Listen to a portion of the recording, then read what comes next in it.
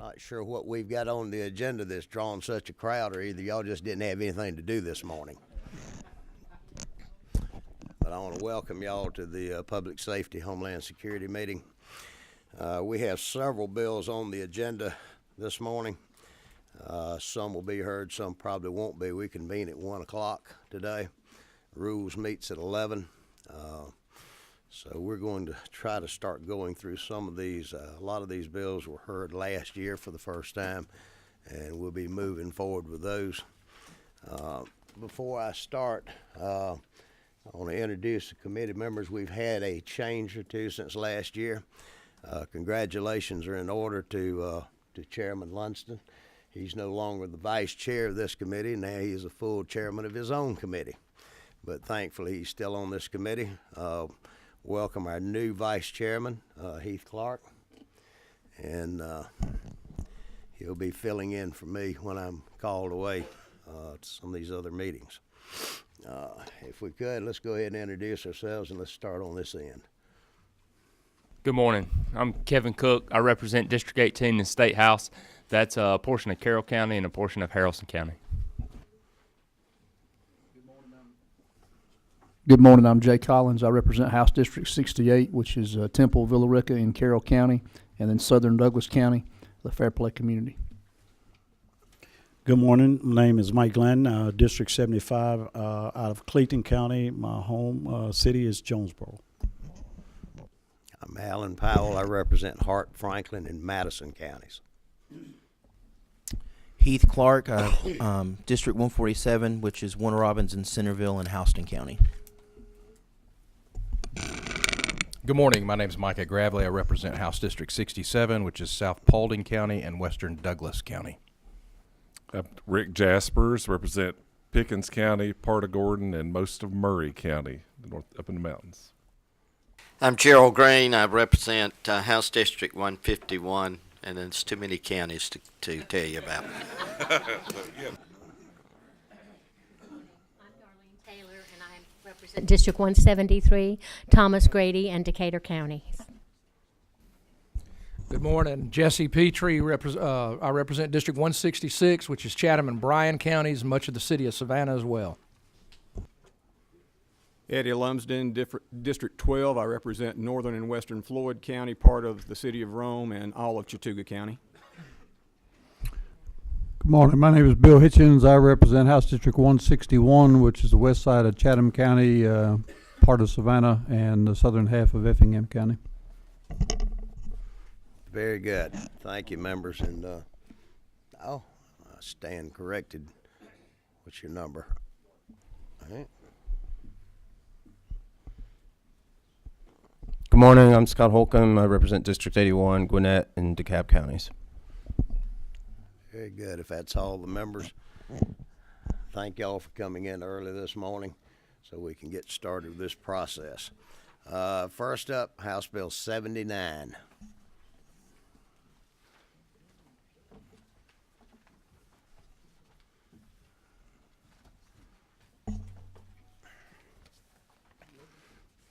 Thank you, Mr. Chairman. Thank you, Mr. Chairman, members of the committee. This is House Bill 79, working off a substitute LC 411038S. If anybody feels like they're experiencing deja vu, it's because this will be the fourth time this committee has heard this bill. And for the sake of, out of respect for this committee and the time of everybody waiting behind me, I'm going to be pretty brief. The crux of this bill is it deals with data obtained using automated license plate reader systems. This bill basically says that if someone is not the subject of an ongoing investigation, their data obtained using these systems must be purged after 30 months, and the data is not subject to open records requests. I will yield for any questions from the committee. Very good. I'm sorry. Which substitute are you working from? LC 411038S. 1038S. Yes, sir. Does members all have a copy of that? All right.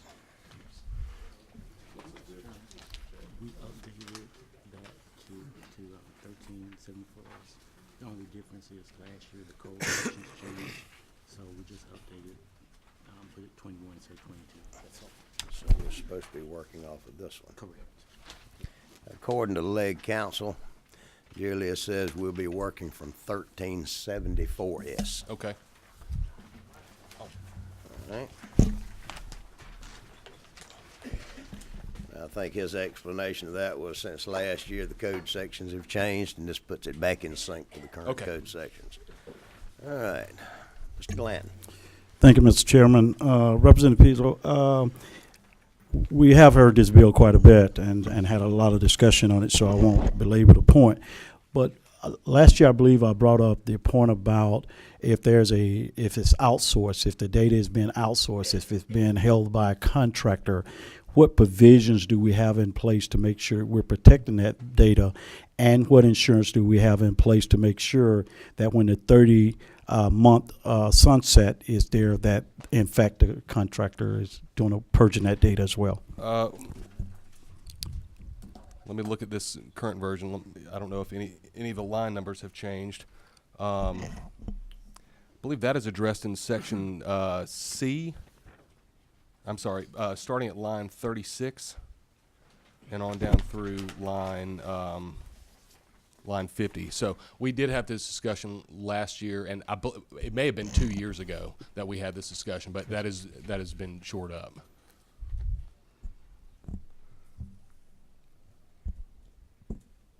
Thank you, Mr. Chairman. Thank you, Representative.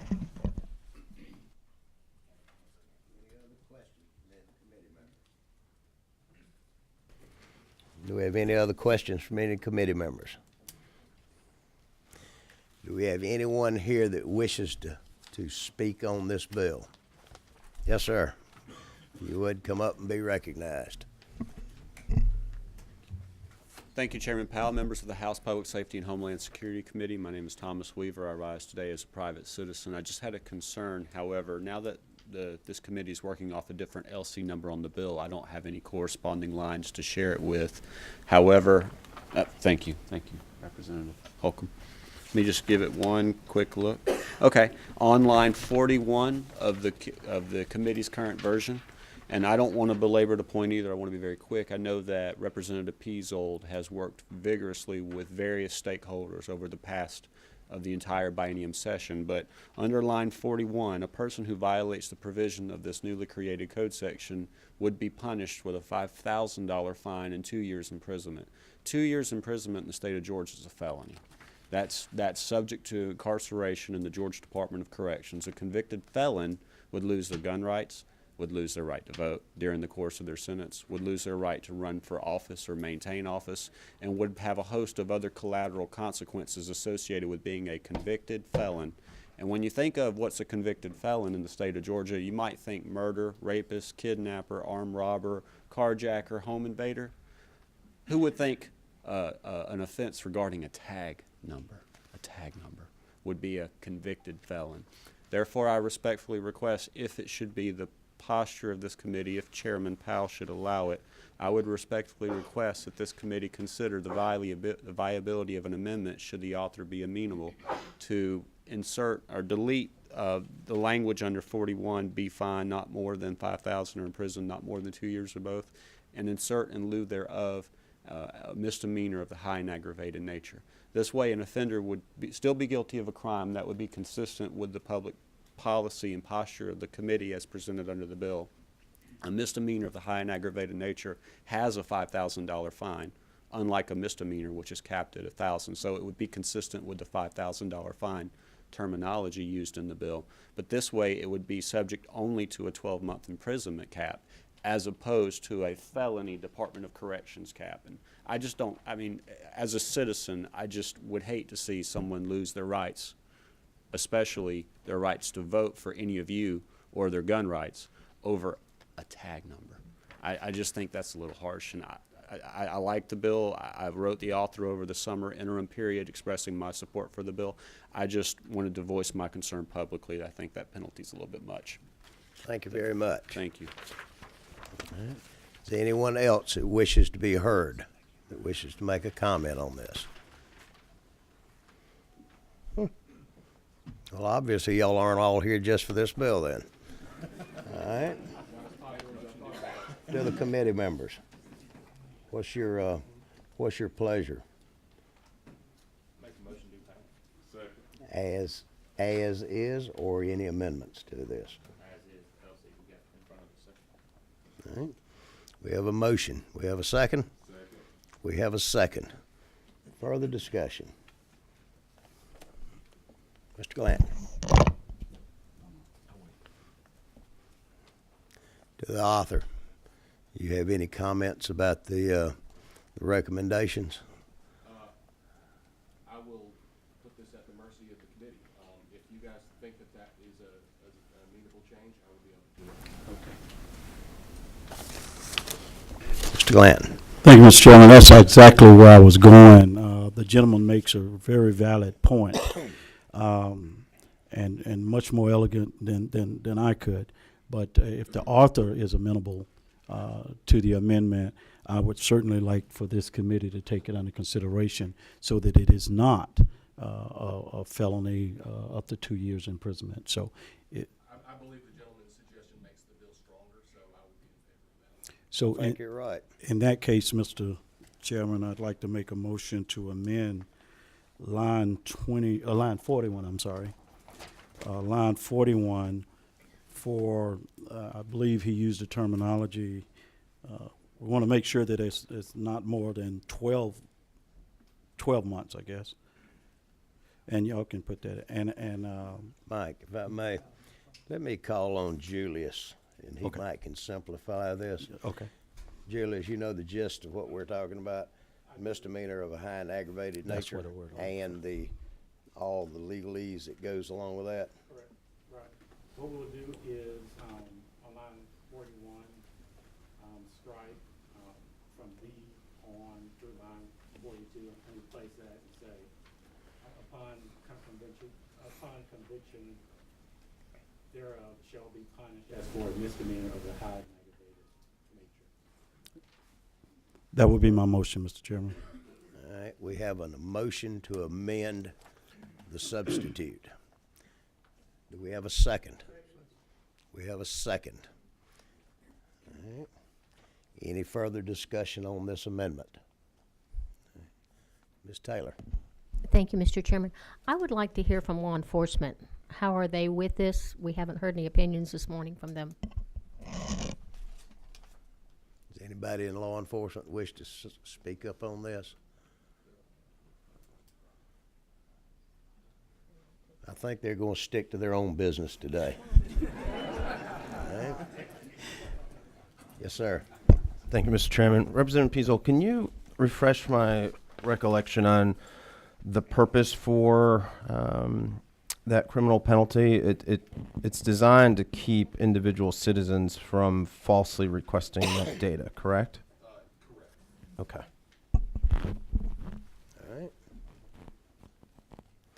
All right, we have a motion and a second to amend the committee substitute as proposed. Any further discussions on this issue? If not, all in favor say aye. Aye. Opposed? And the ayes have it.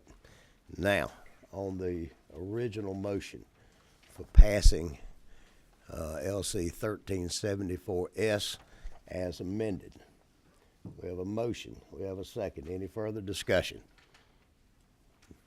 If not, all in favor say aye. Aye. Opposed? And the ayes have it. Thank you, Mr. Piesard. It's been a long haul for you on this bill, hasn't it? Yes, sir. Good job, Piesard.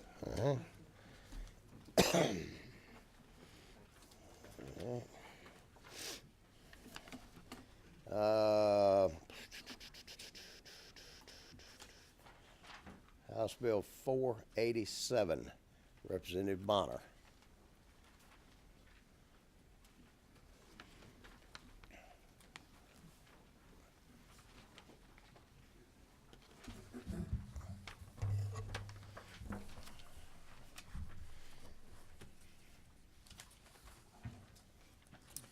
Good morning, Mr. Chairman, committee.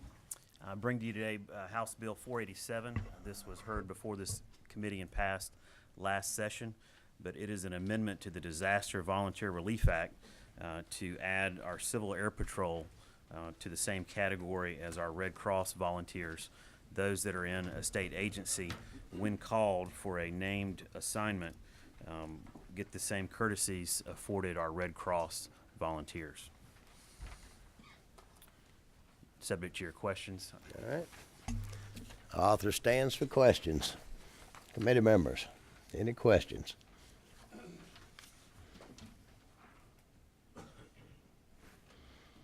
Everybody had an extra good weekend, I see. Anyone in the audience that wishes to be heard on this matter? Do we have anybody from the Civil Air Patrol here?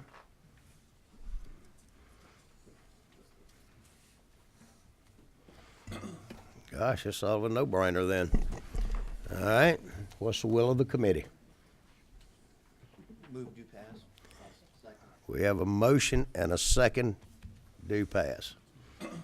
And I'm almost hesitant to let a bill out of here that hadn't been amended in some shape, form, or fashion. But I guess even folks can, everybody can always come up with a good bill from the get-go. All right, any discussion? If not, all in favor say aye. Aye. Opposed? Ayes have it. Thank you, Mr. Bonner. Thank you, Mr. Chairman.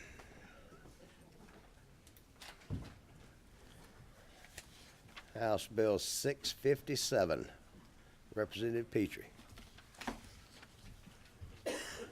Oh,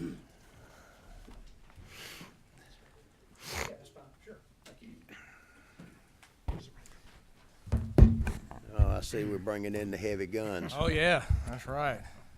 Thank you, Chairman. Members of the committee, I bring to you House Bill 657. That's LC, by the way, 41 1233.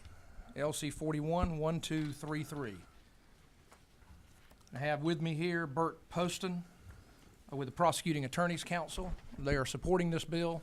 So let me just tell you real briefly where this came from. Obviously, we've had a lot of gun crime in Savannah, and a lot of times a lot of folks are interested in passing gun laws that only impact law-abiding citizens, which are not the folks that commit crimes. The individuals that commit crimes tend to be the same individuals over and over again who are felons who have already lost the right to keep and bear arms but continue to wind up with weapons. And they largely are getting those weapons in two ways. They're either stolen or they're provided to them by family and friends who knowingly and intentionally provide them with weapons even though they know they've lost the right to keep and bear arms for good reason. And so this is an issue that grew out of my work with my DA, Meg Heap, in Chatham County, in an attempt to try to find a way to deal with these gun crimes. And so what this bill does, if you'll look at, let's see, lines 18 through 26, just very, very simply makes it a felony to knowingly and intentionally provide a firearm to a felon. So that may be a straw purchase, but I need to make it clear that this just isn't a straw purchase. This is transferring a weapon to anyone. So it may be a weapon that somebody already has. They may have had for years in their closet, and they decide to provide this to someone that they know is a felon, and that felon subsequently uses that weapon to commit another crime. This criminalizes that.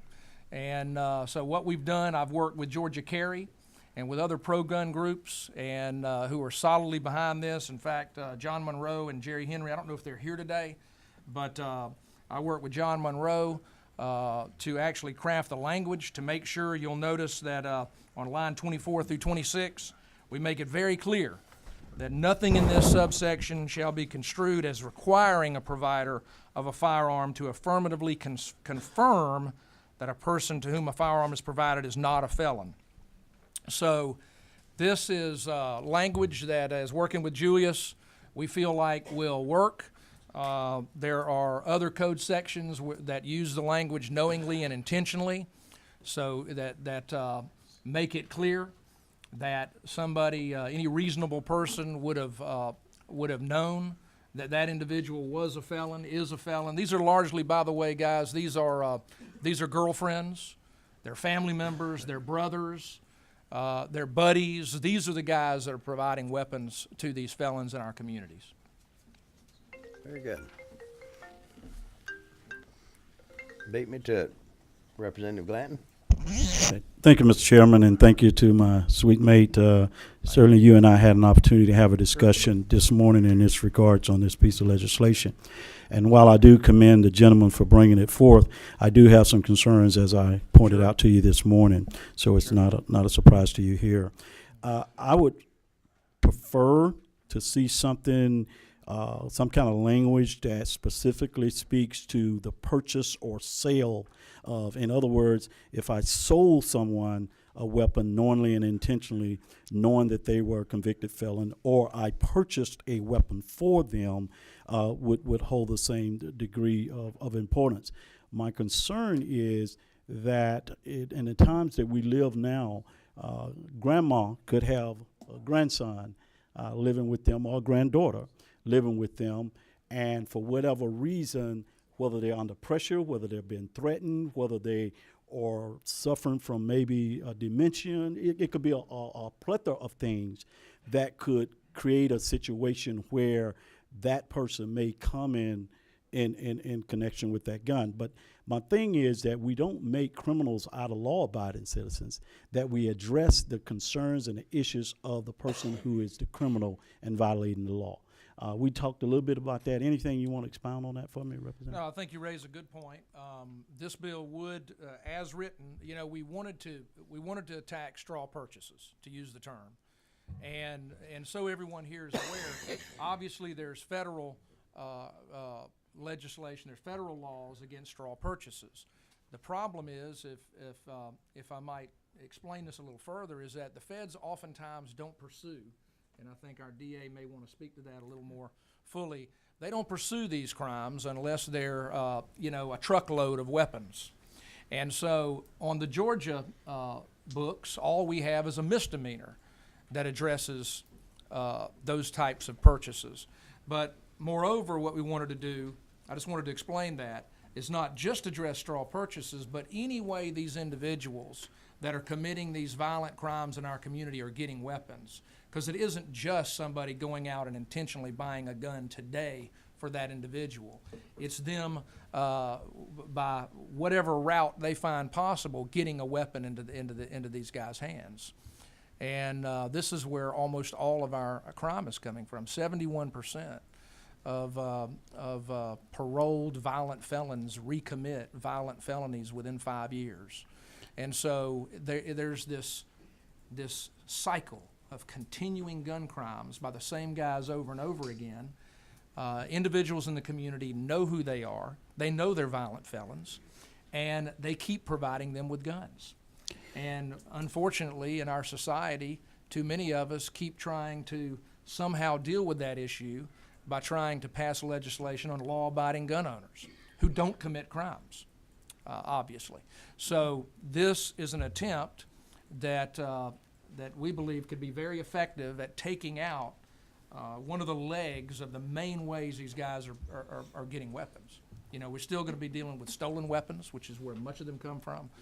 But you know, I don't know. You're talking about a grandma who provides a weapon to a grandson, for example. If she knew, and I think a grandma would know, if he was a felon and she provided him with a weapon, yes, that would be a crime under this legislation. Well, follow up, Mr. Chairman. Follow up. And respectfully, I submit to you that there are some folk out here who are middle-aged that don't know the difference between a misdemeanor, a felony misdemeanor, and a full-blown felony. So to put that onus on a grandmother or a great-grandmother to know, and believe it or not, sometimes our relatives lie to us. They are you a felon? No, I'm not. Well, the gang's after me. I need protection. Grandma, help me out. So what are we doing? We want to make sure we're dealing with the criminal. I'm with you. Absolutely. We want to make sure we're not putting extra burden on the law-abiding citizen. I'm with you. What I'm concerned about is that slippery slope that's in there that might cause people to be caught up into unintended consequences is what I'm concerned about. Well, I'm going to have Mr. Poston speak to that, but I just want to say to my good friend, it's a very good question, and we certainly don't want to deal. We want to deal with the criminals, with these felons who are committing gun crimes in our community. We don't want to criminalize grandmas. So, but good point, and I'll let D.A. Poston speak to that. We believe, and again, thank you, Mr. Chairman, for allowing us to speak. And the association, District Attorney Association, supports this bill as written. Two things in the bill address that. One is that, unlike, say, a theft by receiving stolen property, which can be with knowledge, if you knew the property was stolen or you should have known the property was stolen, this bill specifically requires that you know that person's a convicted felon, not just that you ought to know they're a convicted felon or they're probably a convicted felon, but as the DA prosecuting the case, I have to prove that actual knowledge. You knew that person was a convicted felon. The provision in there that says you don't have to go out and affirmatively determine that. So if you don't have reason to believe someone's a convicted felon, you don't have to run a background check on them. You're not guilty of the crime unless you actually have that knowledge on the front end. And speaking to, well, I think one of your concerns was that if you've got an elderly person that maybe there's some duress involved, well, that would be a defense to the crime. It's not a voluntary, intentional exchange if it's under duress. And so I think that would, just under general law, that would be a defense to the crime, addressing that type of concern. So I don't think it goes after, I think this bill allows us to effectively go after those friends or fellow gang members or things like that that knowingly provide guns to felons. And I don't think it gets into, I don't think it would allow us to effectively prosecute a grandmother, even if we wanted to, who under duress or because her age and mental capacity maybe didn't realize what she was doing when she provided the gun. So how do I prove that as a grandfather, as a grandmother? How do I prove that without further putting my loved one under another charge for threatening or terroristic threats and these things? How do I prove that without adding to what the situation that they're already dealing with? I guess my thing is, if we stuck with purchases and sales, I don't have an issue with it, because that's knowingly and intentionally selling or providing a weapon to an individual. And if we're after sellers and providers of weapons, that's different than putting a family member in the line of fire, if you will. So that's really where I'm at is in regards to, if we limited it to purchases and sales, I'm okay. But when we leave this vagueness out there, it's too broad of a scope, and I believe folks are going to get caught up in it unintentionally. Our concern as prosecutors would be, we see a lot of transfers that aren't sales. Gang members don't sell each other guns. We couldn't prove that there was a monetary exchange there, even though we know the person knowingly provided the firearm. That'd be our concern. It'd be tying our hands too much to go after these friends and gang members and things that are provided. Well, I certainly know the intent of the prosecutor. Thank you. Good morning. My question is this: if I have a friend that I went to college with, I'm friends with him on Facebook. Don't keep up with him too much, but he's reached out to me, messaged me, and asked if I had an extra deer rifle he could use. Under this law, line 24, I'm not required to determine whether or not he is a felon. Absolutely. He's a friend. I've known him. Absolutely not. So I've got an extra rifle. I'm not using it. I either meet him somewhere and drop it off, or I have it couriered over, whatever. But I did not know or was not aware that he had committed some type of or he was a felon. Let's just say that. Absolutely.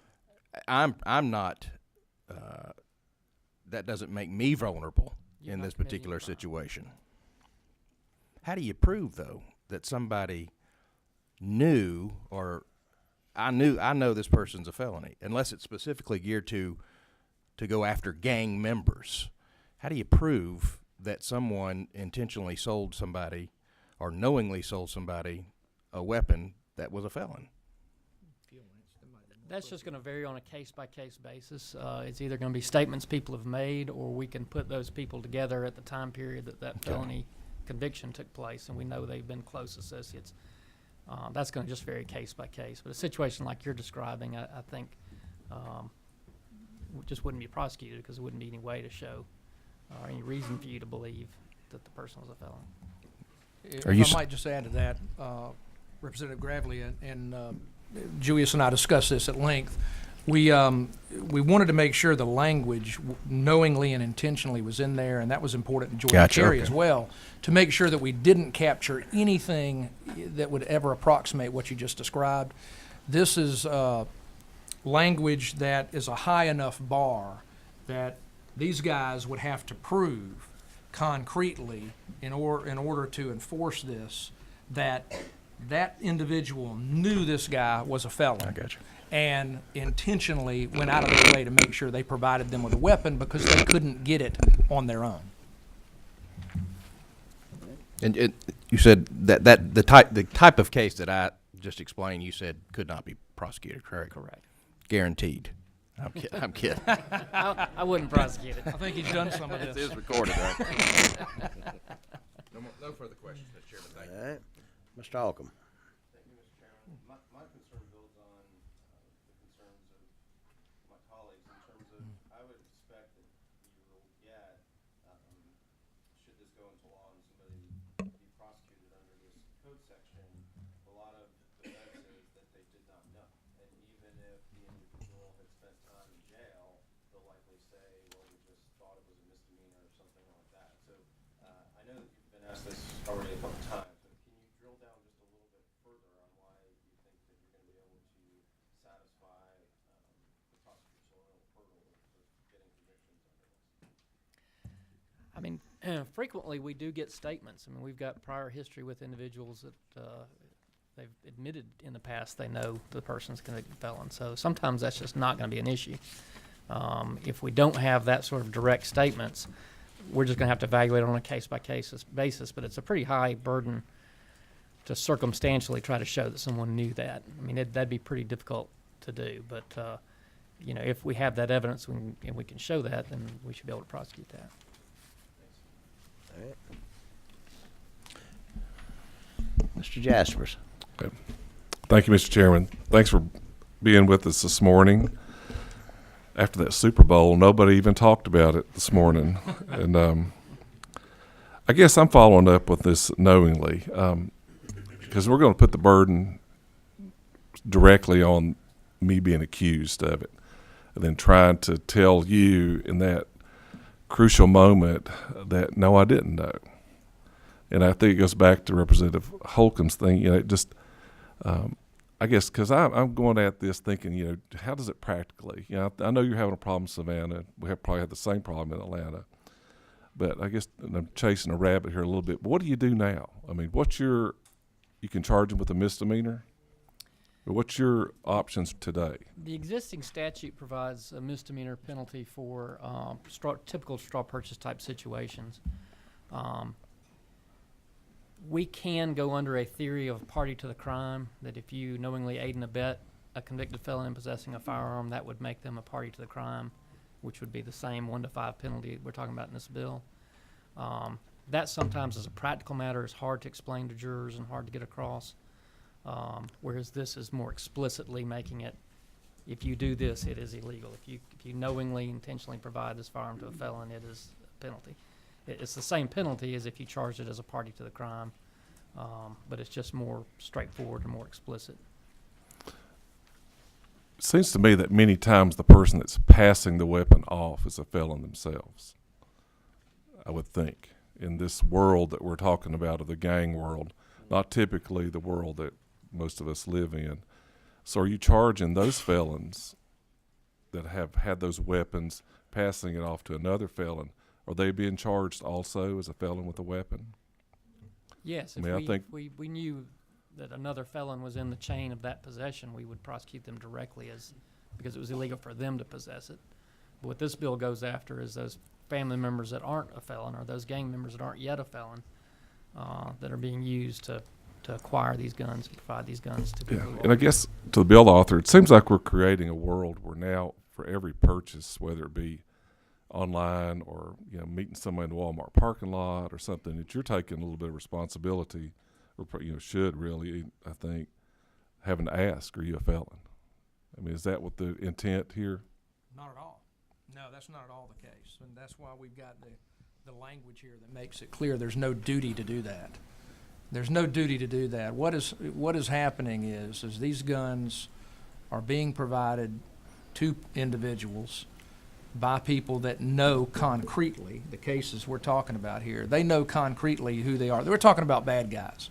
We're talking about murderers and rapists and armed robbers, and they continue. And by the way, so this isn't But just a Bill Savannah Alford, issue. This they're is felons every, today.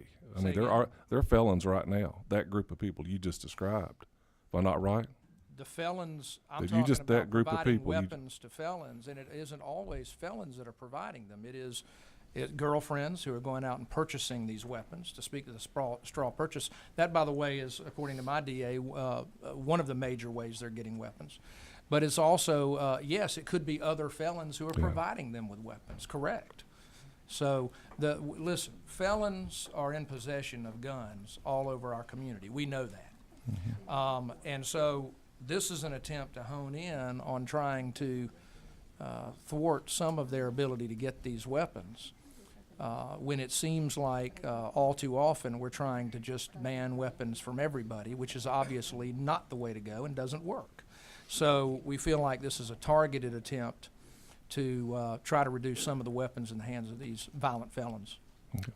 Thank you, Mr. Chairman. Mr. Clark. Thank you. I guess my question would be, this knowingly and intentionally kind of phrase already exists in code. Can you explain some other places where that exists? And like, it is a high bar. I mean, so you're not gonna just be going after somebody who transferred a firearm. It's a high bar. Can you explain other places where that kind of language is used in code? I'm trying to think of something. I'll just draw a blank when you ask the question directly. I think the example I gave earlier was the contrast with, say, a receiving stolen property, where that can be committed by knowing or under situations where you should know. And I think if this bill had language in there where you knew or should have known they were a felon, then that does create a gray area, and I think run into some of the concerns that have been raised, where what does that mean exactly? But by keeping it very specific, that you know they're a felon, you intentionally provide that firearm knowing that they're a felon, that it just eliminates those, I think, those concerns about people that innocently, accidentally provide a weapon to a felon. And we are going after that person that's the girlfriend or the fellow gang member that knows full well, and we can prove they know full well they're a felon. And right now, there's either no crime or a misdemeanor crime, depending on the circumstances, to address that problem. And it takes out any cases of duress or, like you said earlier, mental illness if somebody's like elderly and they should know in normal circumstances, but with mental illness, it could have taken. Take the intent out. It's a very high intent standard. Okay. Thank you. Mr. Holcomb. Sorry, I just thought of this. Thanks, Mr. Chairman. One of the potential benefits of this would be, from a prosecutorial standpoint, would be you could maybe get some information out of somebody by using this as a point of leverage in terms of colleagues of I can work with you on this charge in exchange for information leading to other crimes. Would you agree with that? Potentially. It would depend on the circumstances. It's certainly not unusual in gang prosecutions to try to get one gang member to cooperate against others, or in situations like that. But it would depend on just the circumstances of the case. Right. But if you had evidence that somebody had given or satisfied this code section, that could definitely be helpful in terms of putting a case together. It could be, yes. Yeah. Any other questions from any of the committees at this time? If not, is there anyone here that wishes to be heard? Anyone from Georgia Carey here? No. Oh, excuse me, would you repeat that? Good deal, good deal. What is the will of the committee?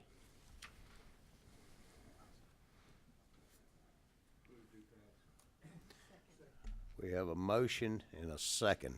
Do pass. Any further discussion? Any further questions? Any comments from the committee members? No amendments? My goodness, y'all been behaving this morning. Thank you. All right, we have a motion do pass with a proper second. If there's no further questions, all in favor say aye. Opposed? No. Have a show of hands. All in favor? Let's get them on up there. 1, 2, 3, 4, 5. Opposed? 1, 2, 3, 4. Did I count right? I think you had 6 at first, Chairman. Oh, I'm Miss sorry. Representative Holcomb. Then the ayes have it. Moves on Thank you, forward. Good luck in the rules, Mr. Petrie. Thank you, Chairman.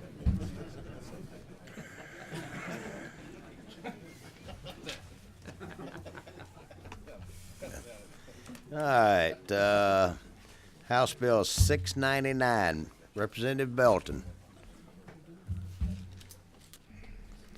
Representative Belton. I don't see him here, Mr. Chairman. I'm the second signer, and this is the simple bill. Are you, do you feel comfortable into supplanting Mr. Belton this morning? And don't feel comfortable with supplanting him, but I'm be happy to talk about the bill. very good. Then you've got it.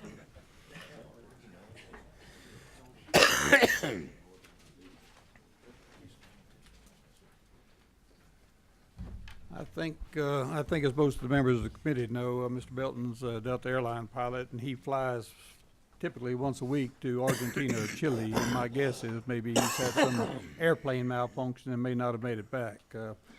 This is a simple bill. It's one of the issues we've been trying to enhance the military's perspective in this state, and we've done several with regard to vocations. What this one does is and I didn't go, it's LC 440617. Exactly.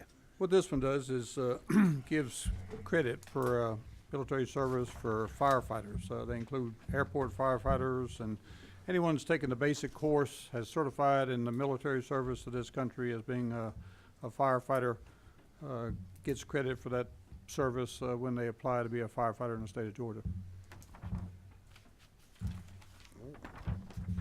Any questions? Anybody that's a firefighter in the military goes what's known as an A school.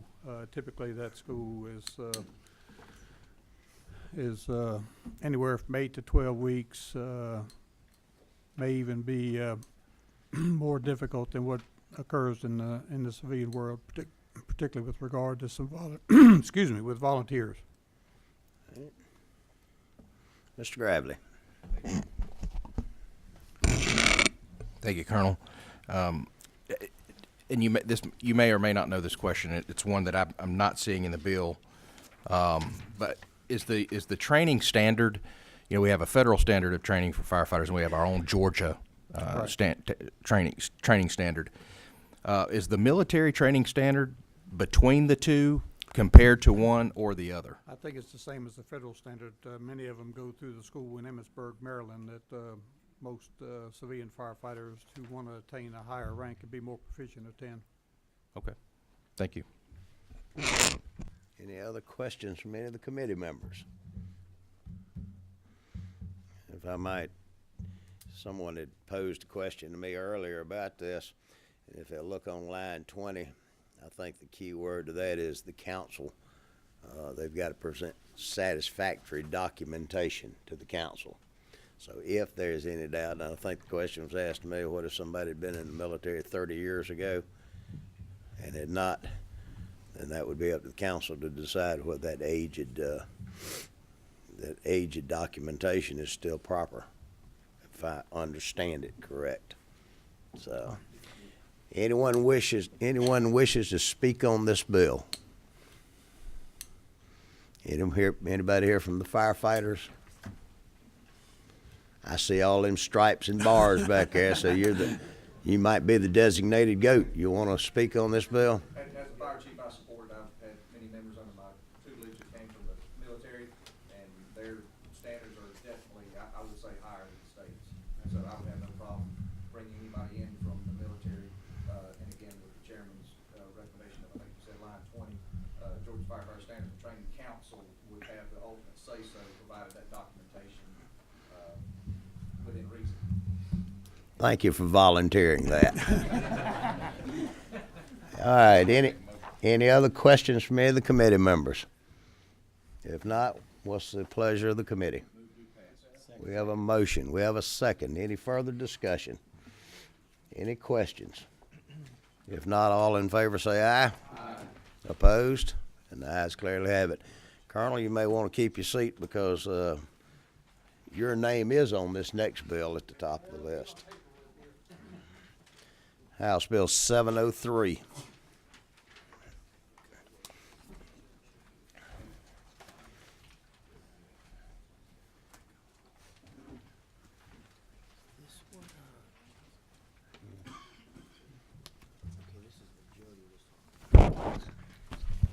I don't think anybody will mind if I bring Representative Lott up here with me, do you?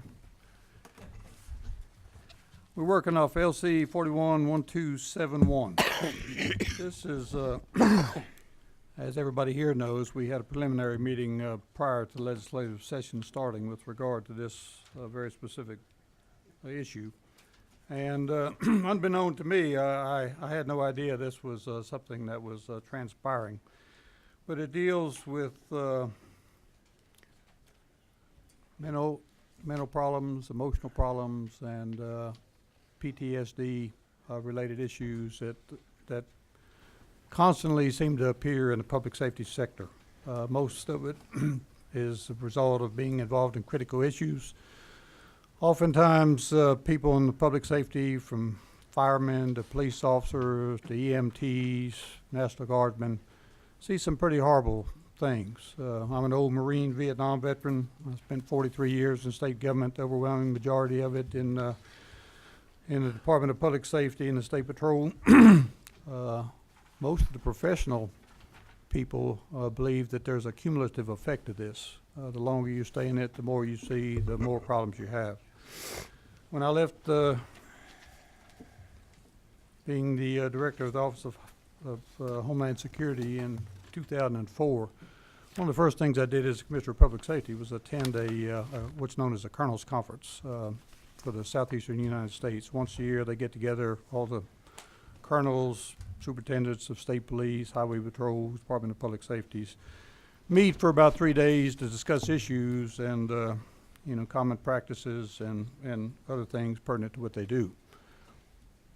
The first one I went to was in Myrtle Beach, South Carolina, and I was very surprised by a presentation that was made by a clinical psychologist that was on the payroll of the South Carolina Department of Public Safety, and he was dealing with this very subject, and it caught my attention because I had previously worked in the Department of Public Safety, and I'd been associated with a couple suicides, some things that personnel in our agency had difficulty handling, and related to in some cases, drug abuse, alcohol abuse, marital problems, divorce.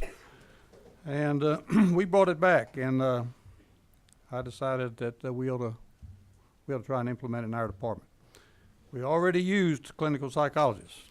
Everybody that gets hired by the Department of Public Safety has to go see the psychologist. They have to take a test, and you'd be surprised how many people don't qualify to be troopers because of the psychological testing. Well, what we found is when people get in critical situations, they typically don't want to talk to some professional psychiatrist. And when you deal with it on a peer basis, they're much more open. There's confidentiality. This bill requires it to be confidentiality to discuss issues and things that really bother them.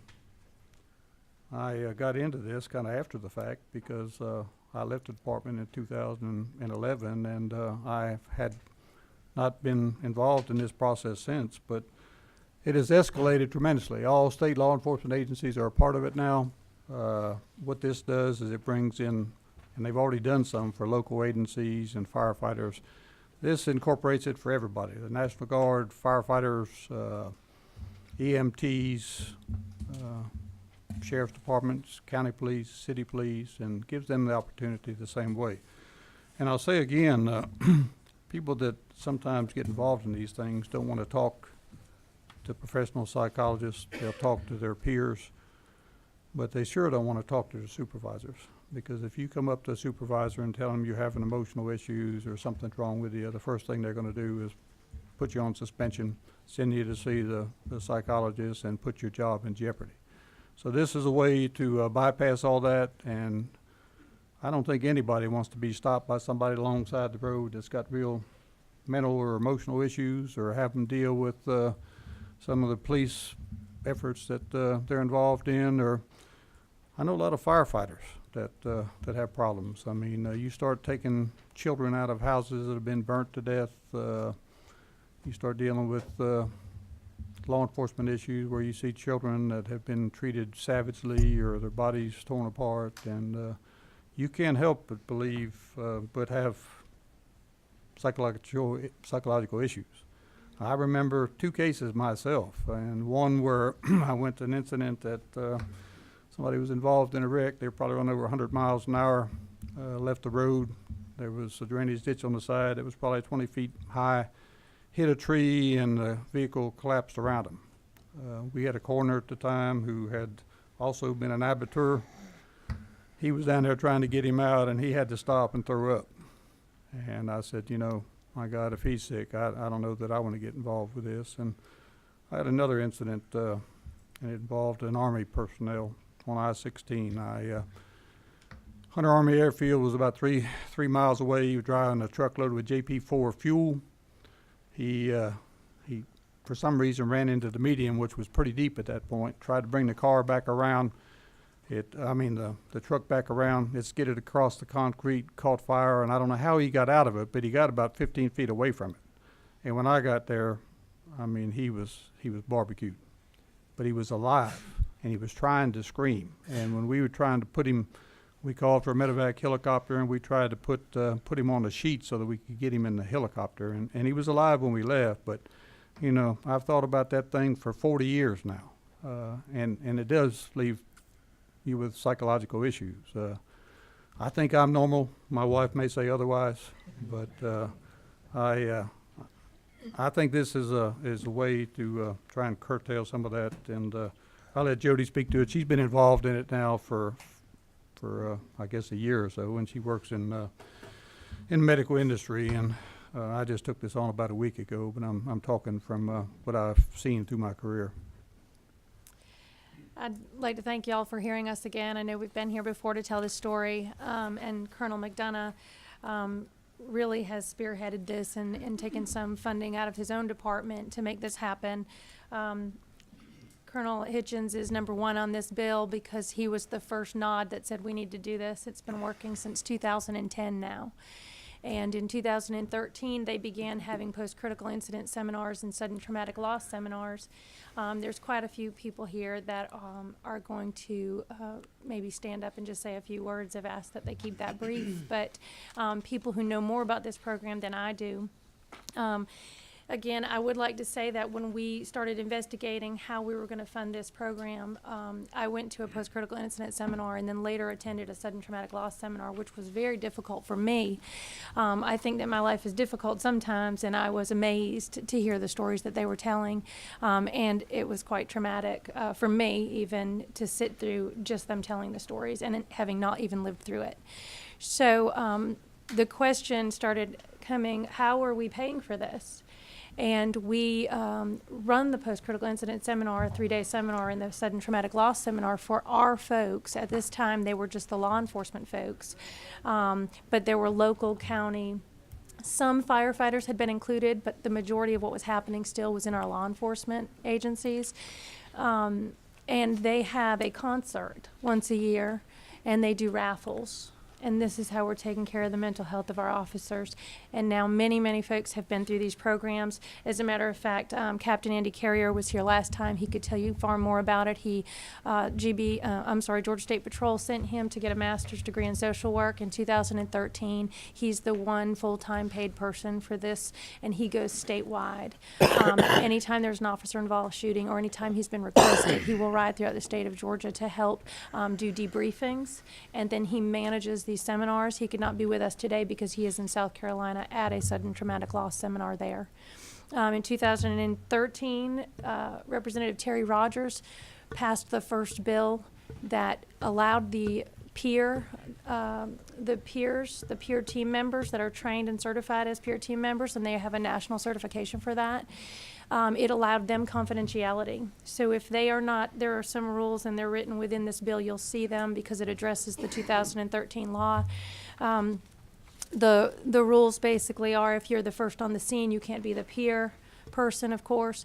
But if you're the subsequent officer or firefighter, you know, as we get this program going onto the scene, and you are a peer trained member, then you have that confidentiality. So the first section here changes just a little bit of language in the 13 bill to make sure that it is inclusive now of all of these public entities, firefighters and EMTs that we're including in this bill, which in the past had not been. There is a fiscal note to this bill, but in the last section of this bill, this is based on funding. And we certainly went and had conversations with our appropriations as well. We've tried to garner support, and we have, as far as I'm aware right now, we have nothing but support for this bill. We're going to include, as Colonel Hitchens mentioned, I'm excited to say emergency management rescue specialists, emergency medical technicians, firefighters, law enforcement, members of the Georgia National Guard, which were here a week ago, and I had the opportunity to talk to some of that. They're so excited to be involved in this, to have been included because they see things too. And Department of Transportation, another group that has stated that they are excited to be involved in this because of the things that they see on the highway. They happen to be there. They're on the roadways. And some of their people personally have been injured or witnessed injuries of their colleagues. So we've opened this up. There's a good bit of support for this, and if you have any questions, I'd be willing to help answer. Thank you, Representative Lott. Thanks for this. I've had an opportunity to work with Representative Lott on this for the last year, and I'm just quite frankly surprised that her name isn't at the top of the list. But the younger members seem to bow to the older members. I think everybody cleaned that up recognizes pretty I'm better good. looking. Yeah, I understand. All right, we have a list of people who wanted to be heard on this. And if I might ask if you could hold, and I think everybody that's going to speak, you probably all are in support of this. Patrick Cullen? Come on up, Patrick. And if you signed up for this, y'all come on up and get in line. Thank you, Mr. Chairman, members of the committee. My name is Patrick Cullinan. I'm from Augusta, Georgia. I have served my entire adult life as a public servant, first as a firefighter EMT in Richmond County, and the last 24 years of my career as a law enforcement officer. Throughout that nearly 30 years, I've seen some horrific stuff. I've been involved in a couple of fatal shootings, one of them being one of our fellow officers that we had to take his life when he pointed a gun at us. Multiple deaths. I had an 8-year-old that I found hanging that kept me up at night. And throughout my entire career, I hate to say that nobody ever told me what I was going to do when these things happen. Nobody in fire, EMS, or police training told me what's going to happen after the fact. And even though it had never been said in my career, it was common knowledge amongst your peers that if you asked for help, you were going to be labeled as weak. So I turned to Jack Daniels and Jim Beam as my counselor, and that's who I let counsel me for many years. And in 2003, by trying to treat myself with alcohol, I found myself off Washington Road in Augusta, Georgia, trying to hang myself. Y'all, this is something that I never would have thought that would cross my mind. And God found for me to survive that hanging when the belt broke. And I woke up and I said, I don't care if I'm going to lose my career. I'm going to go ask for help. And I truly believed that morning that I was going to lose that career that I'd worked so hard for. And I went and asked for help. And I'm proud to say that since July 22nd, 2003, I haven't found it necessary to have a drink of alcohol. and I haven't been suicidal again. But I'm most surprised, because I truly believed I was going to end that career that day, that my department stood me up and supported me and got me through it, and I have had even a more productive second half of my career. I am now fortunate. I've retired and gone to work full-time with the Police Benevolent Association, and I get paid to help men and women on a daily basis in law enforcement. Y'all, this is such an important bill. I've gotten involved in this stuff with peer support as a way to pay it forward. This is truly saving officers' jobs, it's saving marriages, and it's saving lives.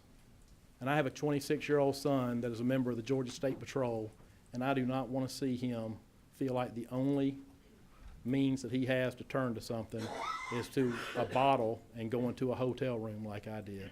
Thank y'all for letting me speak today. Thank you for your testimony. Thank you. Mr. Chairman, thank you. Thank you for having us today. I am Sergeant First Class Stephanie Stallings. I am in my 20th year with the Georgia State Patrol. I'm a current member of our peer team. I've joined the team about 6 years ago after we lost a trooper in the line of duty. And most of the folks, when we think of peer, they think of the law enforcement side of it. But there are a lot of support personnel that we deal with on a daily basis who also suffer just from dealing with the things that we deal with. I'm going to give you a very brief story. The calls that we get for peer support come sometimes in the middle of the night, and this one did that. I received a call from a civilian employee for concern with another civilian employee who was considering taking their own life. And it was a shock to me because I thought, okay, here, Coach, I'm ready to get in the game. What do I do? So I drove 2 hours to go speak to this person, and it was probably the longest night of my career. We spent 6 or 7 hours talking about what was going on, things in their particular life, what led to the initial call to where I made contact with this person. And when I left, there was a calm that came over me. I felt there was a calm that was that had come over that person. But as I drove home that 2 hours, I stayed up all night. I was like, did I say the right things? Did I not say the right things? Are they really okay? And about 8 o'clock the next morning, I got a text from the original coworker that called and said, you saved their life. Because they had called them thanking that person for calling me.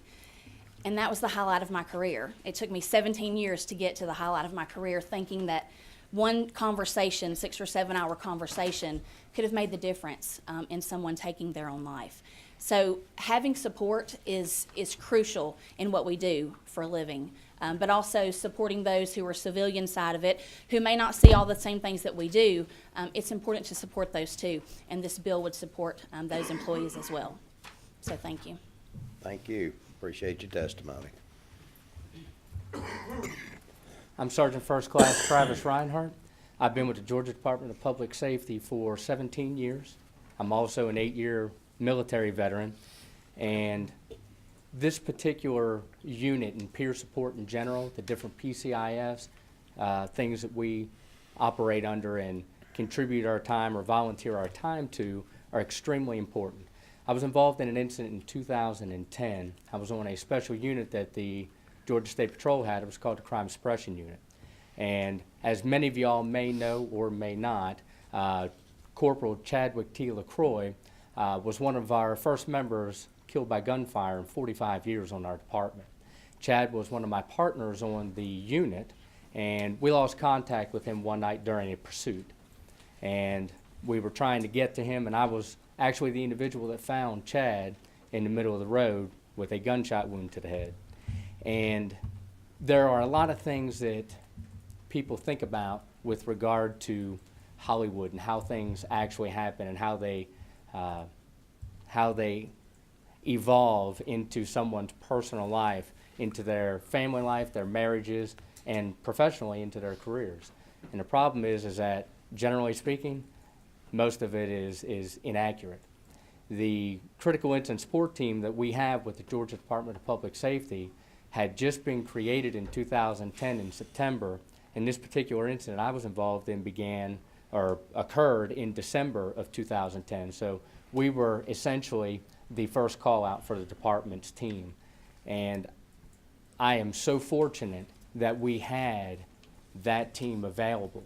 I am actually a product of that team. I was invited to be on the team as a result of my personal experiences with line of duty deaths, and I've been to, I was trying to recall or recollect the number. It's got to be 40, 50 plus of these seminars and debriefings and one-on-one counselings with other officers that have been involved in similar situations to help them understand that what they're experiencing is the new normal. The things that I had to deal with, the sleepless nights and no appetite and all of the other variety of different things that come along with it as part of the territory, when you can normalize some of those things and get that information to the people that deserve it so they can continue to be productive in their family life and in their career, it's amazing. I've personally helped more people than I can even count, and I still keep in touch with a lot of them. I was deployed to Ferguson, Missouri after all of the different riots and ordeals that they had there, and myself and Captain Carrier were the two of the 3 departmental members from Georgia State Patrol, and we did 7 days worth of debriefings, literally 3 and 4 a day. It was absolutely amazing, and this is a very much needed asset for all law enforcement, fire, and any public servant. Thank you. Thank you for your testimony. Good morning. My name is Sonia Porter, and I'm an Assistant Chief with the DeKalb County Police Department. I'm here on behalf of all of our citizens. I'm here on behalf of our officers, our firefighters, our 911 representatives, our medical examiner's office. Each one of those chiefs, directors, and the Director of Public Safety and the CEO and the Georgia Association of Chiefs of Police are in support of this bill. And the reason being is because we all have experienced so much death. I have been with the department for 24 years, and I have seen many, many dead people, children, adults, heads shot off, just an enormous amount of things that I have seen. And to piggyback off of one of my predecessors in speaking, when they said that you were considered to be weak if you tried to have a peer support or if you tried to say that there was a problem. Everybody hears and sees things that the normal person does not hear or does not see. If you're a 911 operator and a call comes in, all you do is hear all of the trauma. You hear a person shoot themselves. You hear the officers screaming for help, and there's nothing that they can do with that because they're not out there trying to solve whatever that problem is. So this bill is so powerful, and it's so strong in its delivery to all of us. And the better that we are mentally, for as first responders, the better job we can do for our communities as far as helping them when we encounter different situations with those that are suffering from mental illness. Thank you very much for your time. Thank you. Mr. Chairman of the committee, I'm Sergeant First Class Maurice Raines, Post Commander with the State Patrol in LaGrange. I'm a 27-year veteran of the Georgia State Patrol. I was basically one of the first members to join peer support for our agency. I do want to say that this unit is for every law enforcement officer in this state, local, state, and federal. Now, I will say all of us work together very well. I have been unfortunately summoned to several high-profile peer situations in this area. Those that have made the news, I was probably part of it. And what I want you to know as a committee, can you imagine a person that has went to a traumatizing situation with a child and got a child at their home of the same age? First of all, the family wants to talk about that incident, and that person is really dealing with the incident themselves. Having a peer, someone that has shared some experiences that you have shared, or just someone to vent to other than family, because no law enforcement officer wants to go and tell their family how bad their day was. And to know that an officer, when they go to work, have a stress level that goes normal for 1 minute and straight to the top the next, and then got to de-escalate. Debriefing is very important to sit around with a group of people that can share your concerns and feelings every day. And I'm confident that this committee is going to pass this bill because I've been a politician. You don't want constituents to think that you don't care. We know you care, but I come today to tell you this is a very much needed unit. It has been very productive since its initiation, but I want to stress it's not about the Georgia State Patrol, the GBI, it's about everybody. And we're all together. We work together when there's an incident in one county. Every facet of agencies come together to work together to make the situation better. And I thank you for the time. Thank you, Sarge. Good morning. My name is Jeff Stone, Fire Chief of Morgan County Fire Rescue.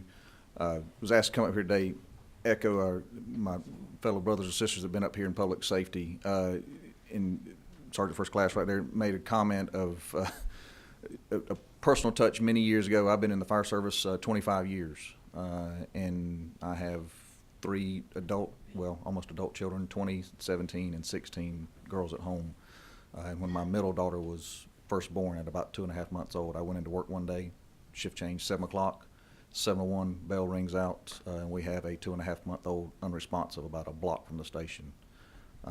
Not going into many details, the child did not survive, ended up, they ruled it as SIDS, but to have a 2.5-month-old baby girl in my arms trying to revive, and then one at home, once I left the hospital, walked out of the emergency room doors, immediately called my wife and asked to go wake up my child. And when I got the why, there was some proverbial choice words of my angst and, as he said, heightened the sense of just trying to de-escalate. I wanted to know my child was okay, because I just held another child, a baby girl, 2.5 months old, same exact age as mine, in my arms. So when it hits home, it hits home. Luckily mine, thank God, was okay. My wife finally asked me what was wrong after I calmed down and heard her scream from being woke up. But again, as they spoke back then, you didn't speak of this. You were considered weak. You were considered, well, you need to go find another profession. That was often told a lot of times to the new guys coming in. And as I've moved up through the ranks in these years as a fire chief now, I took a different stance with my members of my department and those surrounding. I've told every one of them, you need me. My phone is with me 24/7.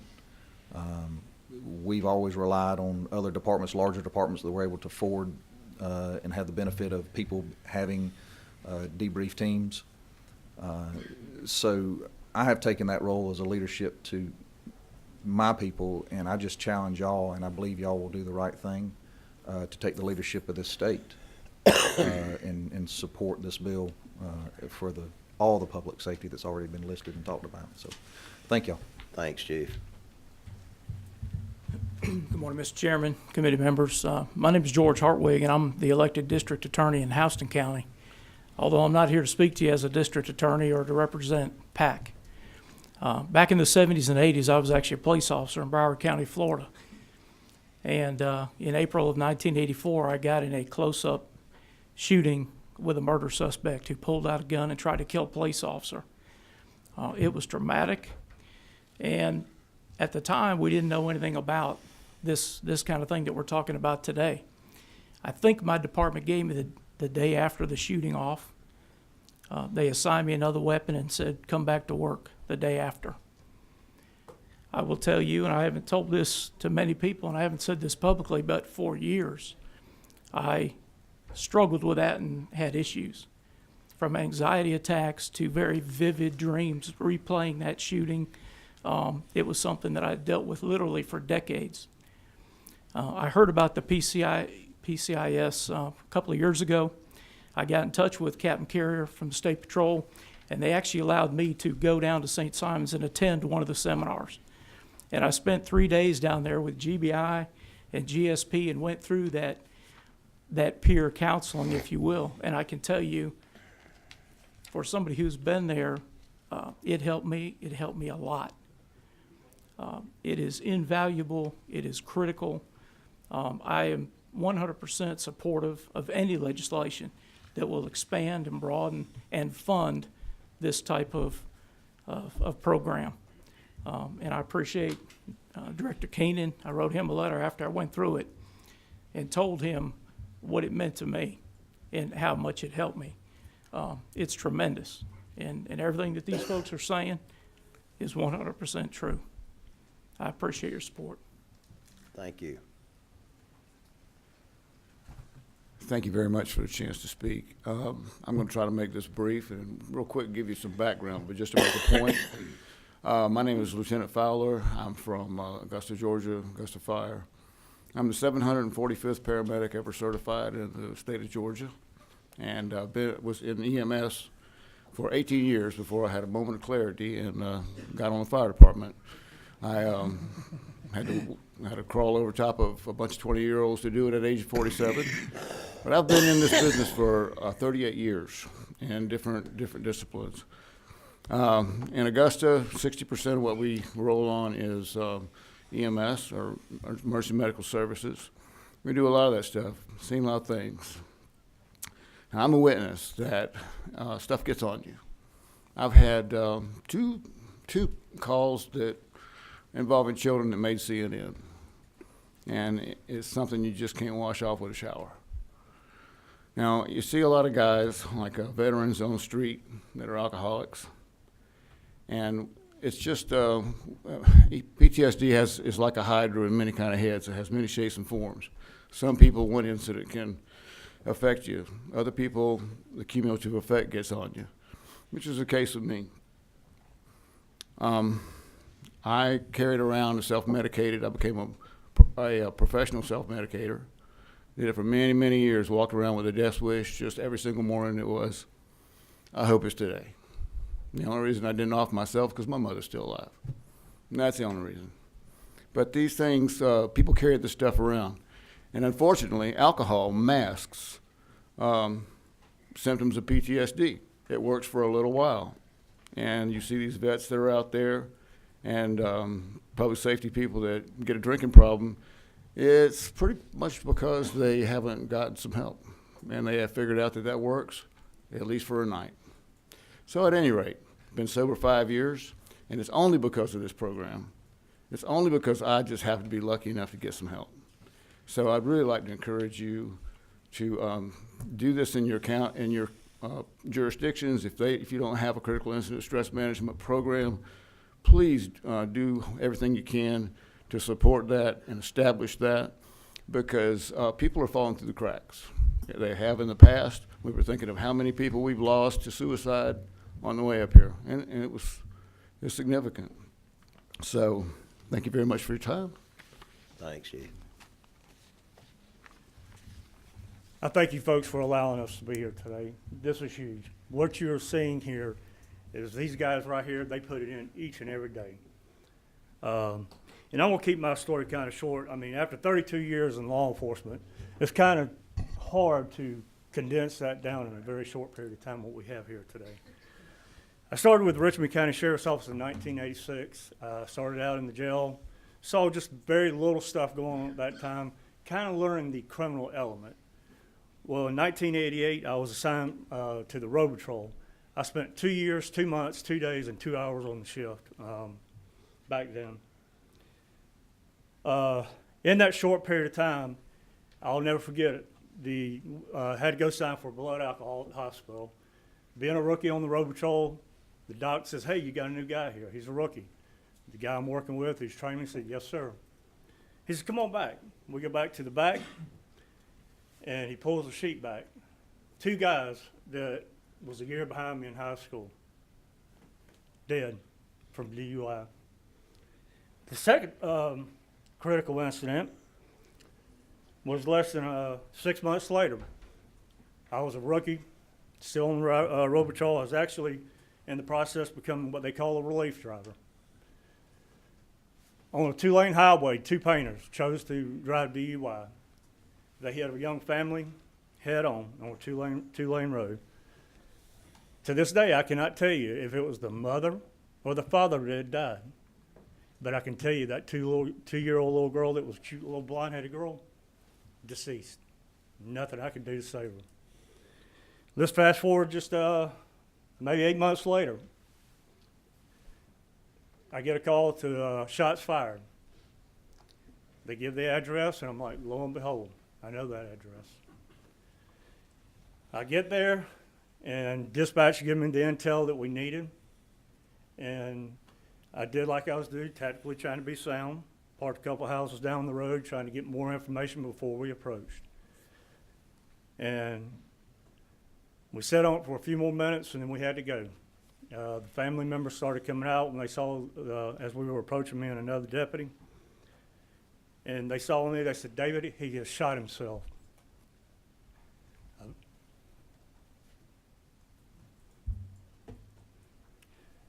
a very good friend of mine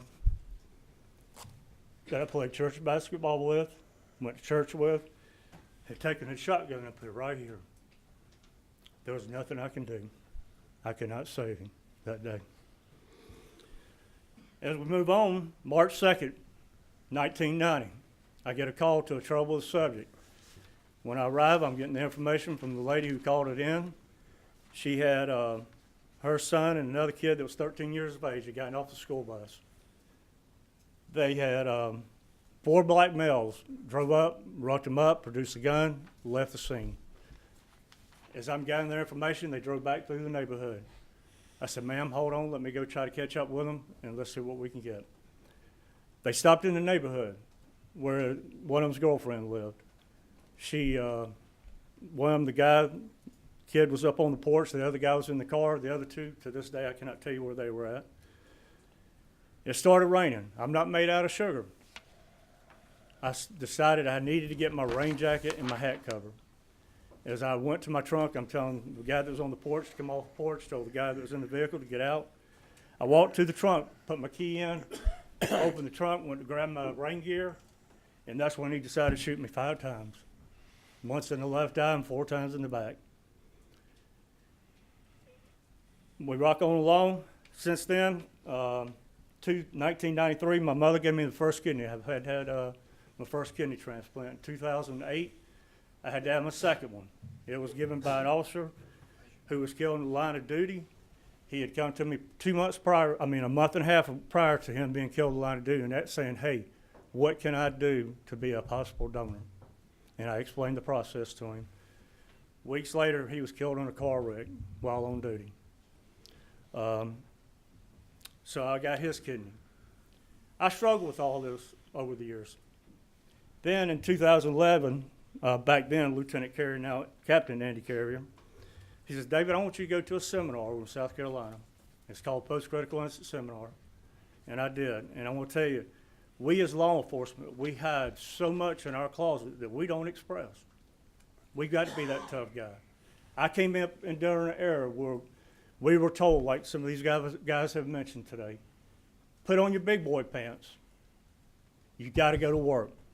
Like the gentleman said, Mr. George, he came back to work next day after all his critical incident, and that's what we were told.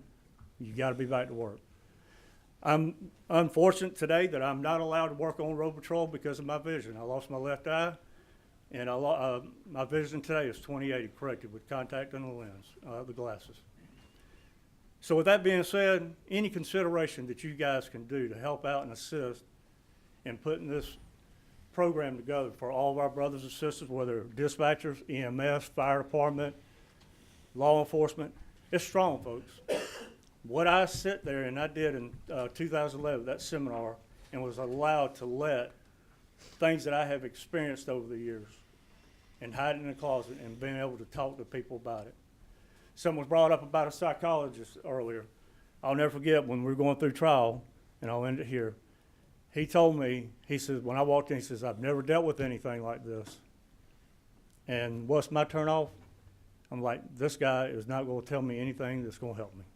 He said, I don't know what I'm dealing with. He never dealt with anything like that. I thank you guys, and we appreciate for any consideration. Thank you. Thank you for your testimony. Representative Gravely. Thank you, Mr. Chairman. If I could, very brief point of personal privilege. Sure. Thank you. I just want to thank each one of you. I have 9 family members who are first responders. Also represent members of the family and my wife's family related to Trooper Chadwick LaCroix. So I know how devastating that was to members of my family, but also members in our community. Many of those members that in my family are firefighters. And I can assure you that my little cousin, who worked for Cobb County Fire Department, a former Marine, I commend Cobb's Fire Department for dealing with him and what he's had to go through. And he loves being a firefighter, but he's having to deal with a few things that happened when he was serving his country. But you're right, for many, many years, this was not talked about at the dinner table. There was no one to talk to. You couldn't come home and talk to a spouse. You couldn't come home and talk to a relative, and you had to bottle it up and push it down. And so for you all to come and testify today with your own personal stories or stories about members and colleagues that you serve with, I commend you for it. I have a constituent watching this live feed right now, who I've worked with her for the last 3 years. Her husband was an officer who took his own life dealing with some of the things that you all have talked about. So I commend the authors of this bill, the work that's done on this bill, and I'm very proud to support it at the appropriate time, Mr. Chairman. Thank you. Thank you, Representative. All right, do we have anyone else that wishes to be heard on this matter? Any questions from any of the committee members? Any questions? Yes, sir. Thank you, Mr. Chairman. Mr. Chairman, Representative Lott, thank you very much for working on this bill. Clearly, much needed piece of legislation. Quick question, if I might, though, about the specifics of it. In line 126 through 129, dealing with the DOT, is that intended for those individuals who are deployed in through the HERO units and the CHAMPS units? Yes. Okay. That's them, and I don't mean to cut in, but I used to serve on the State Identification Commission, which funds people who lose their lives in the line of duty throughout the state. Local DOT workers are probably the #1 group of personnel that lose their lives, walking across the street, working in construction sites, and they're a lot more than I ever suspected. Sure. Thank y'all. If there's no other questions, what is the will of the committee? We have a motion to pass. We have a second. Do we have any other questions, comments, concerns from any of the committee members? If not, all in favor say aye. Aye. Opposed? And the ayes clearly have it. Good job, Representative. Thank you. And Thank you, Committee. my thanks, my personal thanks to all of those who came this morning to testify as to the importance of this. All right. Moving on, Representative Cox.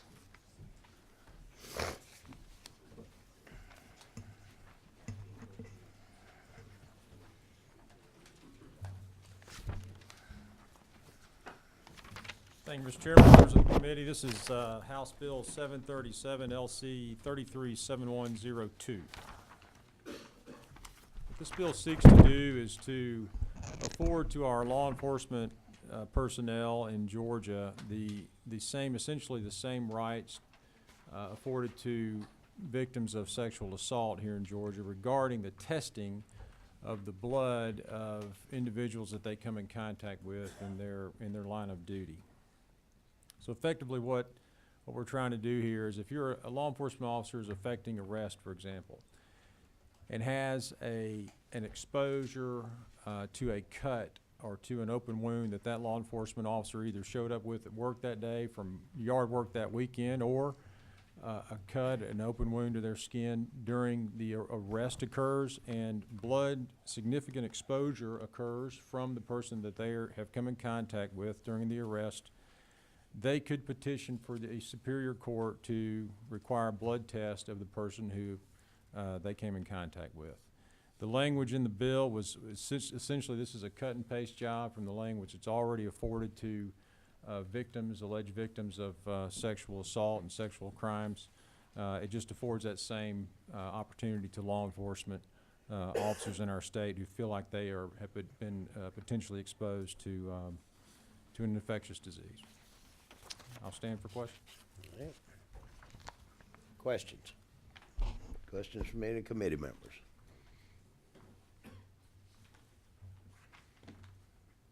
Y'all wore out by now.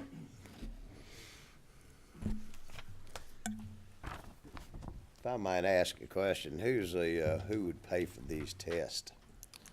Well, sir, it leaves that a bit open-ended. That would be up to the court. If you look on line 39, it says the cost of the test should be borne by either the law enforcement officer, the source individual, the officer's department, or the Department of Public Health, and that it would essentially be up to the court. And what we found in researching the bill and talking to local agencies is that many of the local agencies have protocols in place to deal with this sort of thing, and provide funding for their local personnel's test already, so.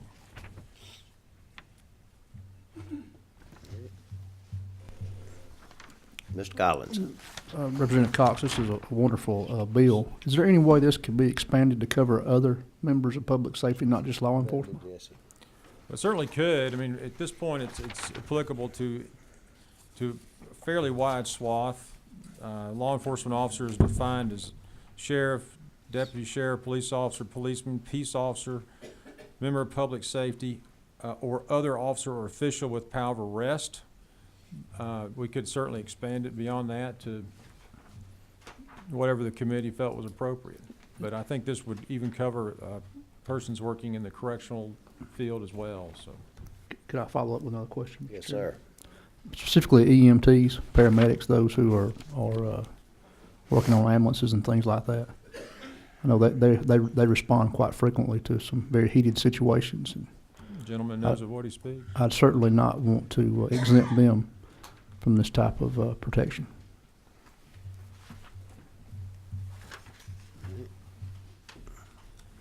Mr. Petrie. Thank you, Mr. Chairman. Representative Cox, on line 22, the definition of significant exposure, is that the same definition in the statute that relates to victims? Same definition? It is. That is the existing language in the existing code relative to the crime victims. Yes, sir. Thank you.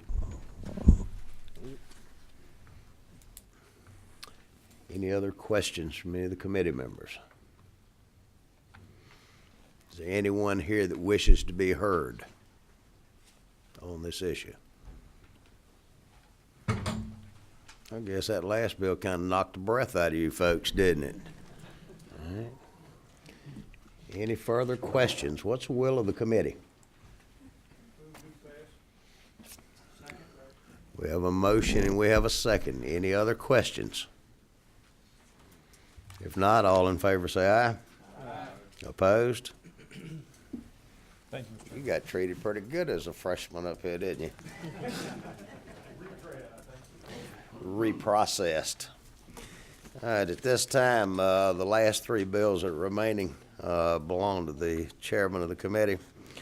And I'm going to relinquish the chair to the vice chair.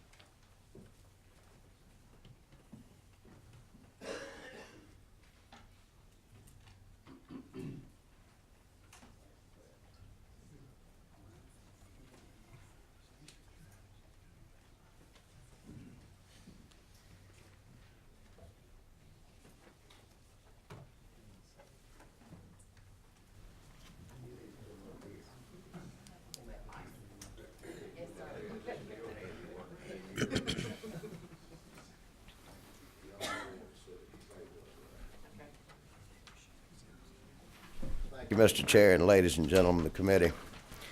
I bring to you House Bill 751. This is called the 911 bill.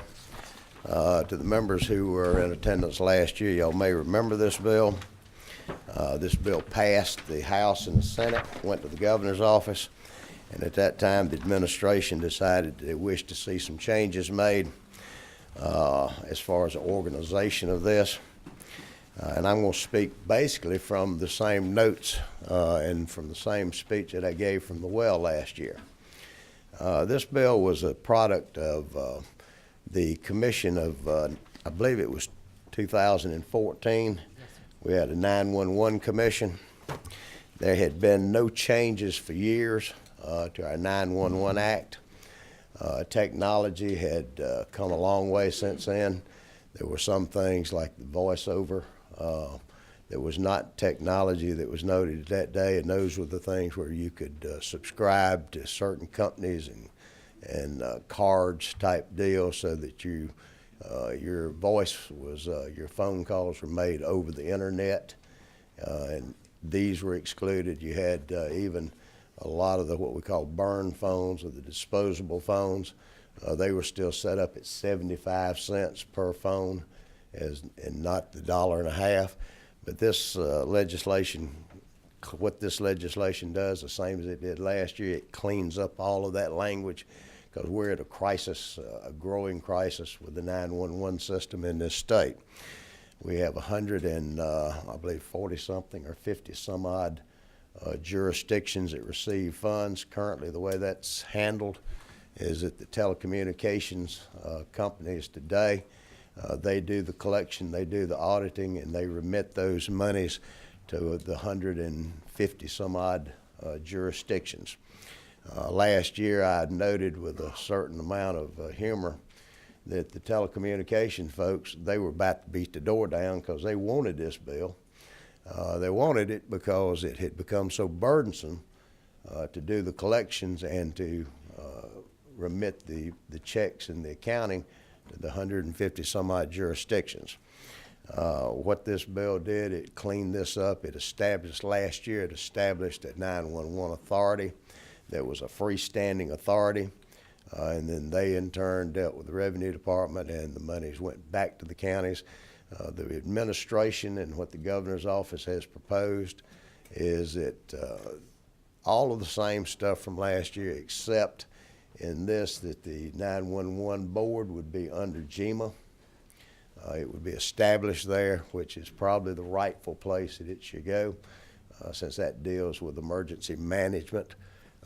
It sets that board up that they'll not only monitor the collections and do the accounting and such, dealing with the Revenue Department, but that they'll start looking at the next generation of 911.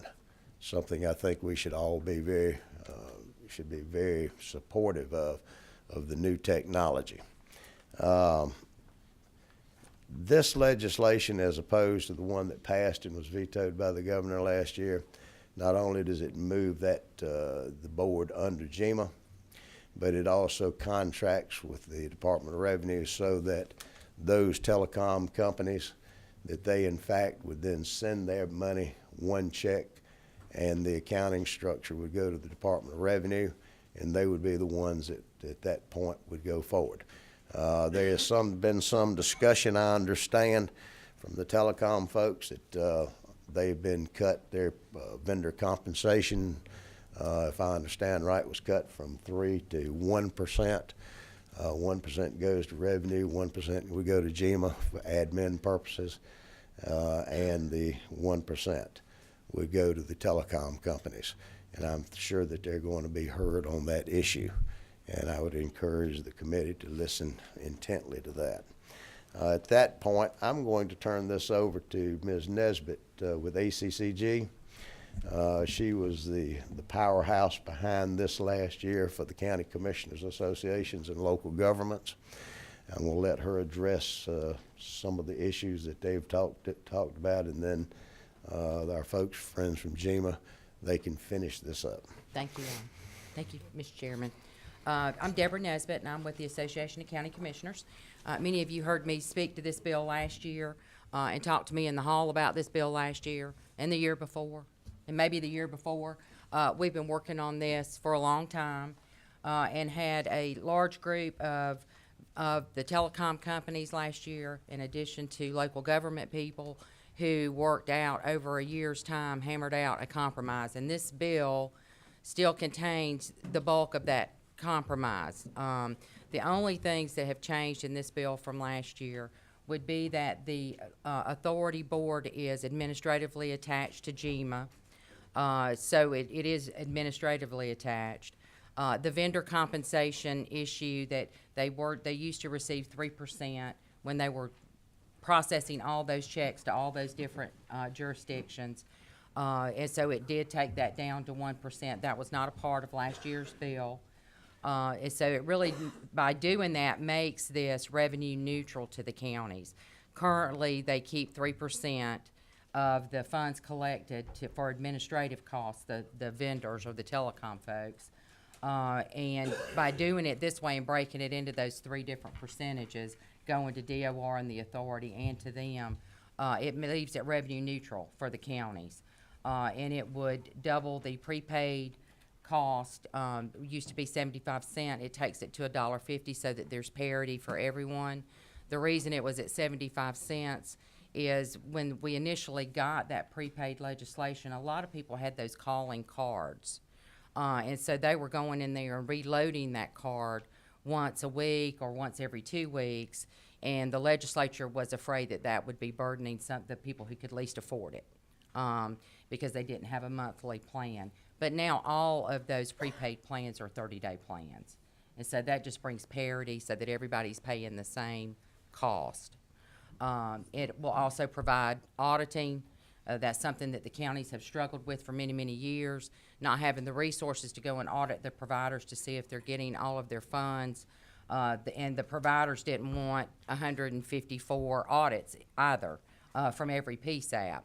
So this would allow for them to be audited once every 3 years, no more than once every 3 years, and it would be for all of their customers in Georgia. So it just brings, it's better for them and it's better for us. And we needed a state level coordinating body so that we could receive federal funds. So with that, without going section by section through the bill, I'll be glad to take any questions. Michael may want to go section by section through the bill. I'll leave that to the committee if that's something that you all would like to go through and hear.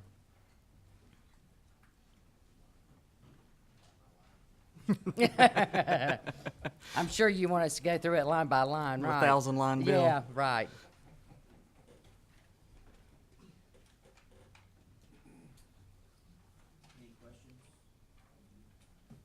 Any questions from any of the committee members? Chairman Jaspers. Just for my information, so how much, I think some of the constituents will like to know, the current 911 collections, what are they? And I guess the follow-up on that is, what's the difference with this new system we're going to bring in just in dollars? What's today and what's it going to be down the road? Michael, I'm sure, has those numbers with him. I gave those to him, but let me just say that when we tried to estimate that last year, the telecom companies had reported how much they had paid in 911 fees back in, was it 2013? I think it was in 2013. And so last year we tried to estimate what we thought the additional revenue might be. But because there's never been that state level coordination, the companies are sending the checks to all those different jurisdictions. There is no centralized place where that information is kept, which is another reason having the authority will be a good thing, is that you can keep a better tab on how many resources the state actually has to provide these services. Do you want to talk about the? Yeah, and like I said, these are 2013 numbers, and it was estimated that approximately about 163 million was collected in 911 revenues. And with this new system, with the elimination of cost recovery, which is something else that the service suppliers are able to charge the local governments as they build out the 911 system, the fee parity, and then any new registrations that the state receives. Numbers run last year and look at bringing in another $35 million under this new system to put back out to the local governments to operate their 911 systems. Okay. Thank you, Mr. Chairman.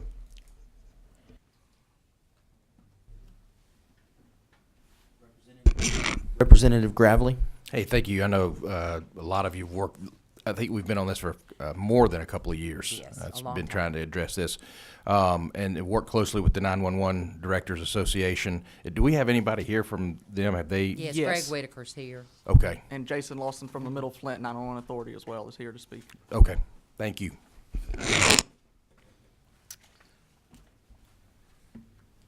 Go ahead. Just had a quick question. I'm looking through here and I see the governor's going to be appointing numerous public safety personnel from various organizations. And I know that this will fall up under GEMA, but have I overlooked it? Is there going to be no representation of GMA on this authority, the board? It's administratively attached to GMA, but Right. the director convenes the first meeting, or convened the first meeting of the board that was set up by executive order. Right. But other than it being administratively attached, no, GMA does not have a seat on the board. Don't we think that would be important for GMA to have a seat at the table? Because if there are natural disasters that obviously affect Georgia quite frequently, wouldn't it be important to have I'm sure some there'll be GMA? close coordination. Yeah. I'm Michael Nix, the 911 administrator for the state since July.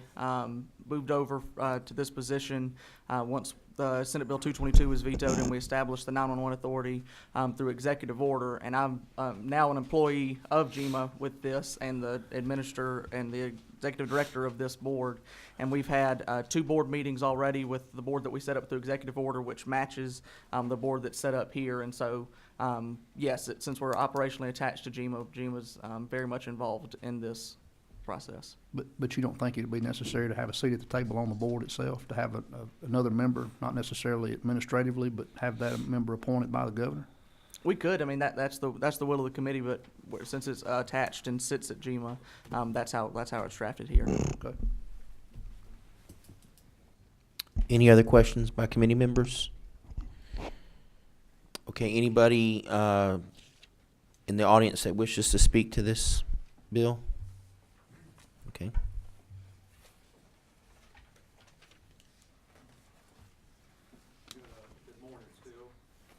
My name's Greg Whitaker. I'm the president of the Georgia 911 Directors Association.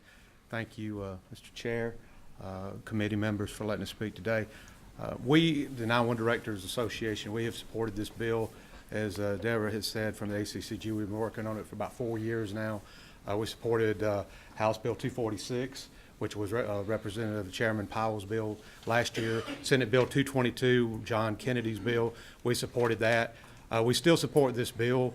The only change since 222 was vetoed really was the administrative side of it put under GMA, which we're good with that for years. I've said and I've testified in these committees that 911 did not have a clearinghouse. We had no teeth. We didn't know where the money was coming from, where it was going, how to audit it.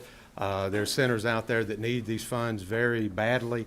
My colleague from Middle Flint, he'll tell you some of the things they're running into now.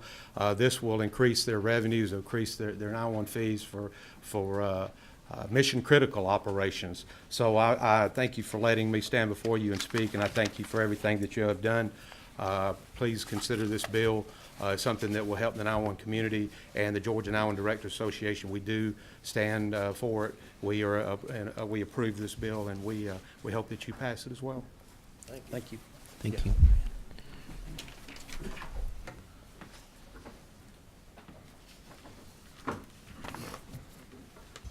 Good morning, good morning and afternoon, fellas. I'm Jason Lawson. I'm the Regional 911 Director down in Southwest Georgia. We have an 8-county consolidated 911 authority.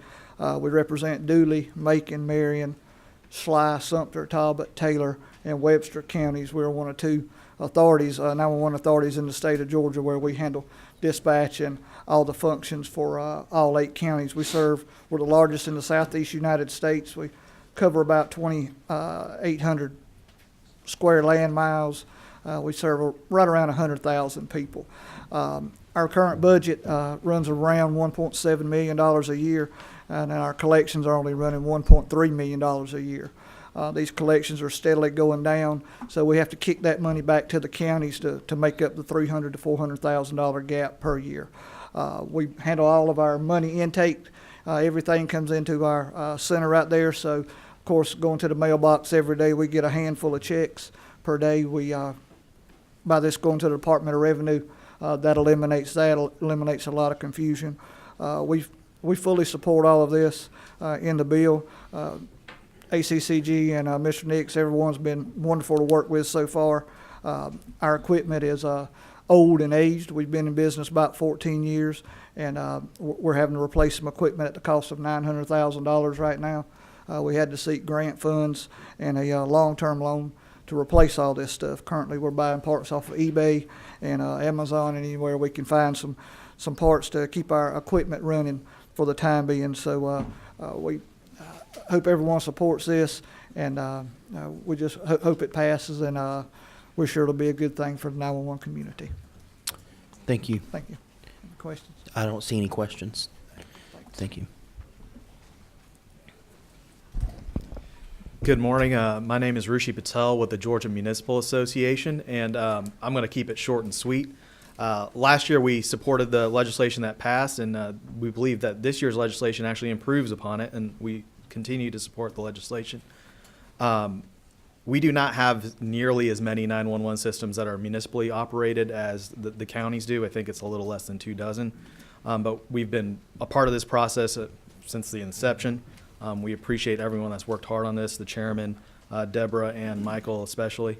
And I'll be glad to take any questions if there are any, but we just wanted to express our support. I don't see any questions. Thank you. Fred Bentley Jr., I represent the city of Kennesaw, and they have a consolidated, we're one of those 24 with the city of Ackworth. We run a consolidated system. Our city manager, and I apologize, Mr. Chairman, for not getting with you earlier with the bill dropped fairly recently. We hadn't had the opportunity to sit with you all, and we appreciate all the hard work. As they say, we come with the concerns of the unfunded mandate of change of equipment and things like that. I mean, we've finally gotten that system. It's fully functional. It's operating appropriately. We want to make sure we don't create a QBE, for lack of a better term, and I certainly don't think that that's at the heart of anything that y'all are trying to do. But one thing to say is if it's money in, it's money out, because one thing with state authorities, sometimes they have a way of moving things in a little different fashion, and putting those controls in place become very important. Kennesaw has a long-term reputation, along with Ackworth, of being a very safe city. And they want to make sure they've worked out the protocols, they've worked out, and it's something that is functioning. They work with the systems, the statewide systems, very well. And so we would just certainly caution that as you look at that, make sure those safeguards are in place. And if there are any questions, I'll be happy to try to answer those. I do not see any questions. Thank you. Thank you. All right. Anybody from any of the vendors, telecommunications, wishing to speak? Okay. Mr. Chairman, you had mentioned that there's a need for a technical amendment on the piece of legislation. Thank you, Mr. Chair.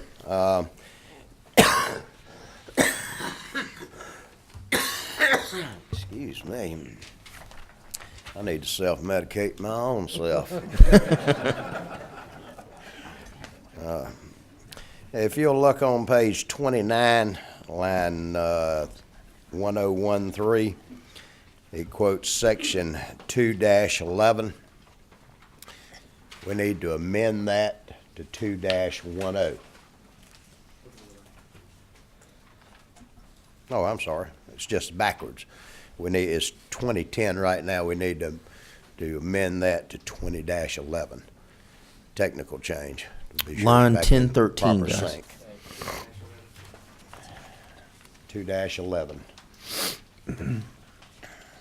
So the amendment would make the bill read section 2-11 on line 1013. Anybody have a motion for this amendment? Make a motion to do what the chairman requested, change it to 2-11, is that correct? Yes, sir. Any second? Second. All right, all in favor say aye. Aye. Any opposed? All right. It is amended.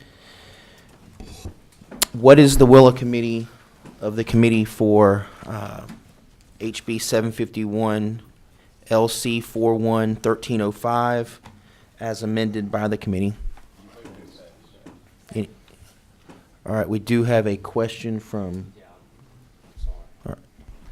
Thank you, Mr. Chairman. I apologize. I had to step out and come back in real quick to kind of piggyback off of Representative Collins' question. On line 103 with the including the Department of Revenue, the commissioner, or his or her designee, was there any thought of maybe putting somebody like Mr. Bryson on there from GEMA instead of that, since I guess DOR, while they are involved in this somewhat, it's more administrative.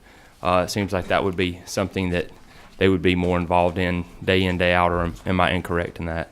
And again, I apologize, you might have answered that question already. You may be correct or you may not be correct, but if I might echo the gentleman from Kennesaw, from his concerns, and I think if I understood his concerns, was they want to be sure that in the process that somewhere down the road, a lot of the suggestions and a lot of the things that are put forward by the commission and the authority isn't something that winds up breaking those local governments.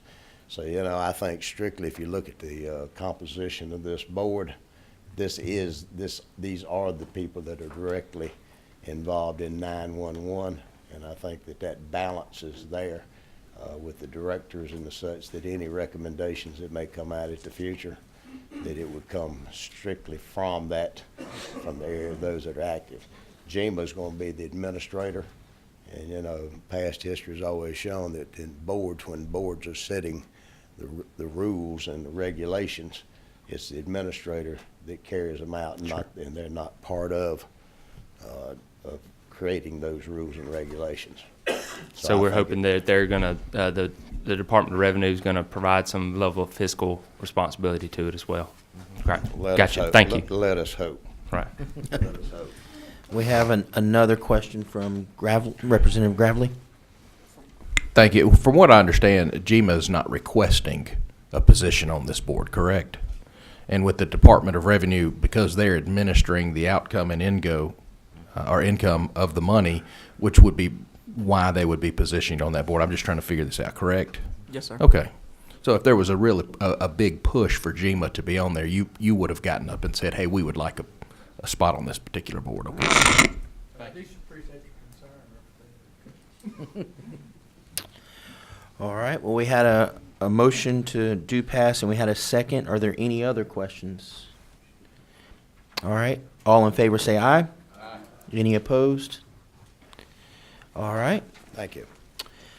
Next, the committee's going to hear a couple of other bills. Mr. Chair, because of we've been at it a little over 2 hours now, I have 2 remaining bills. You need to sit right there.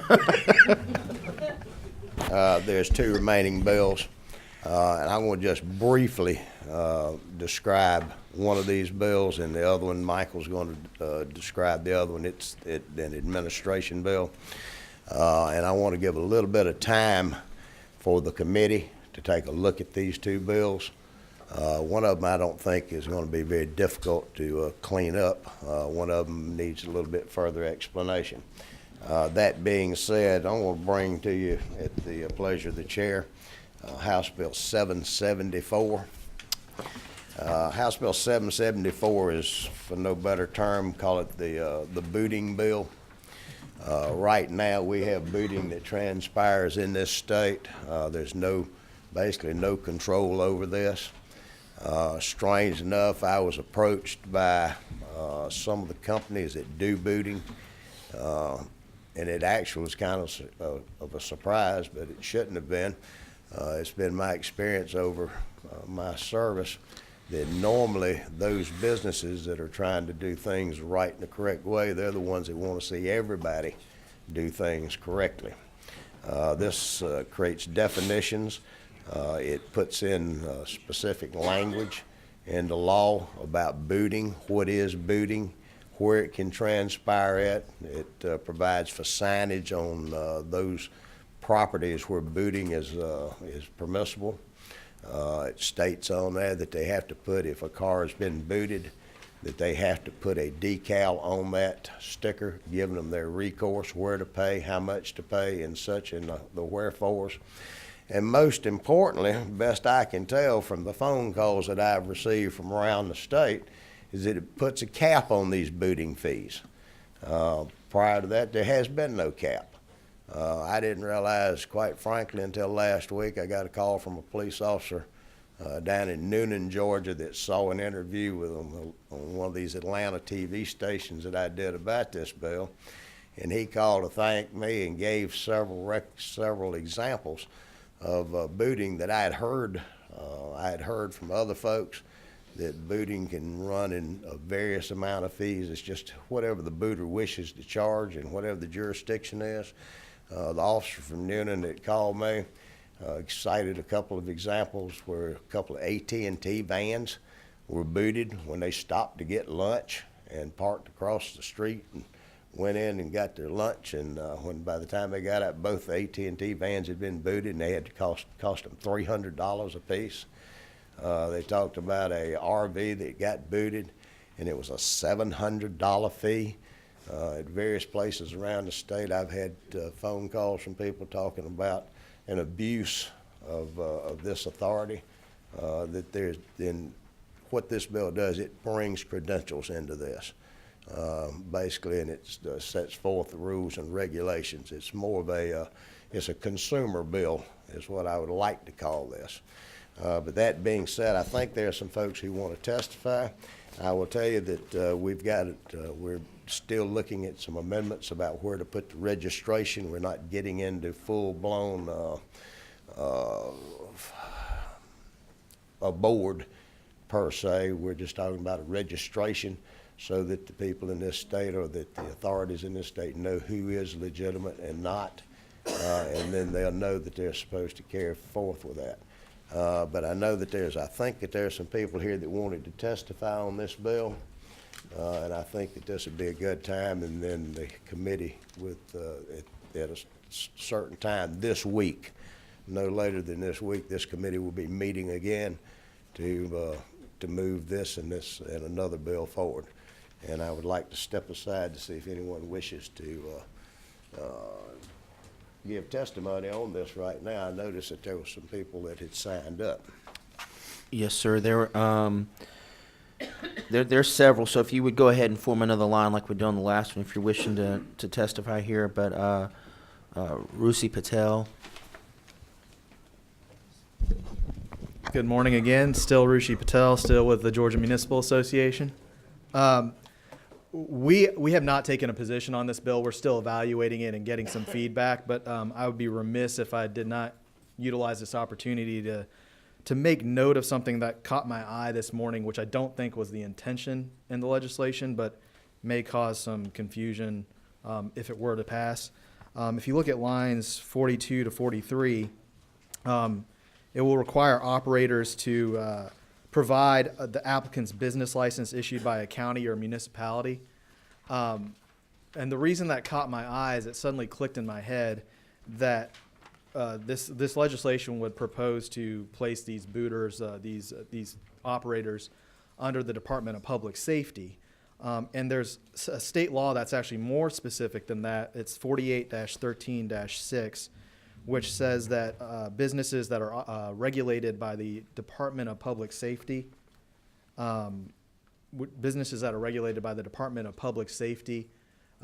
not responsible for paying any occupation tax, regulatory fees, or anything to any local governments.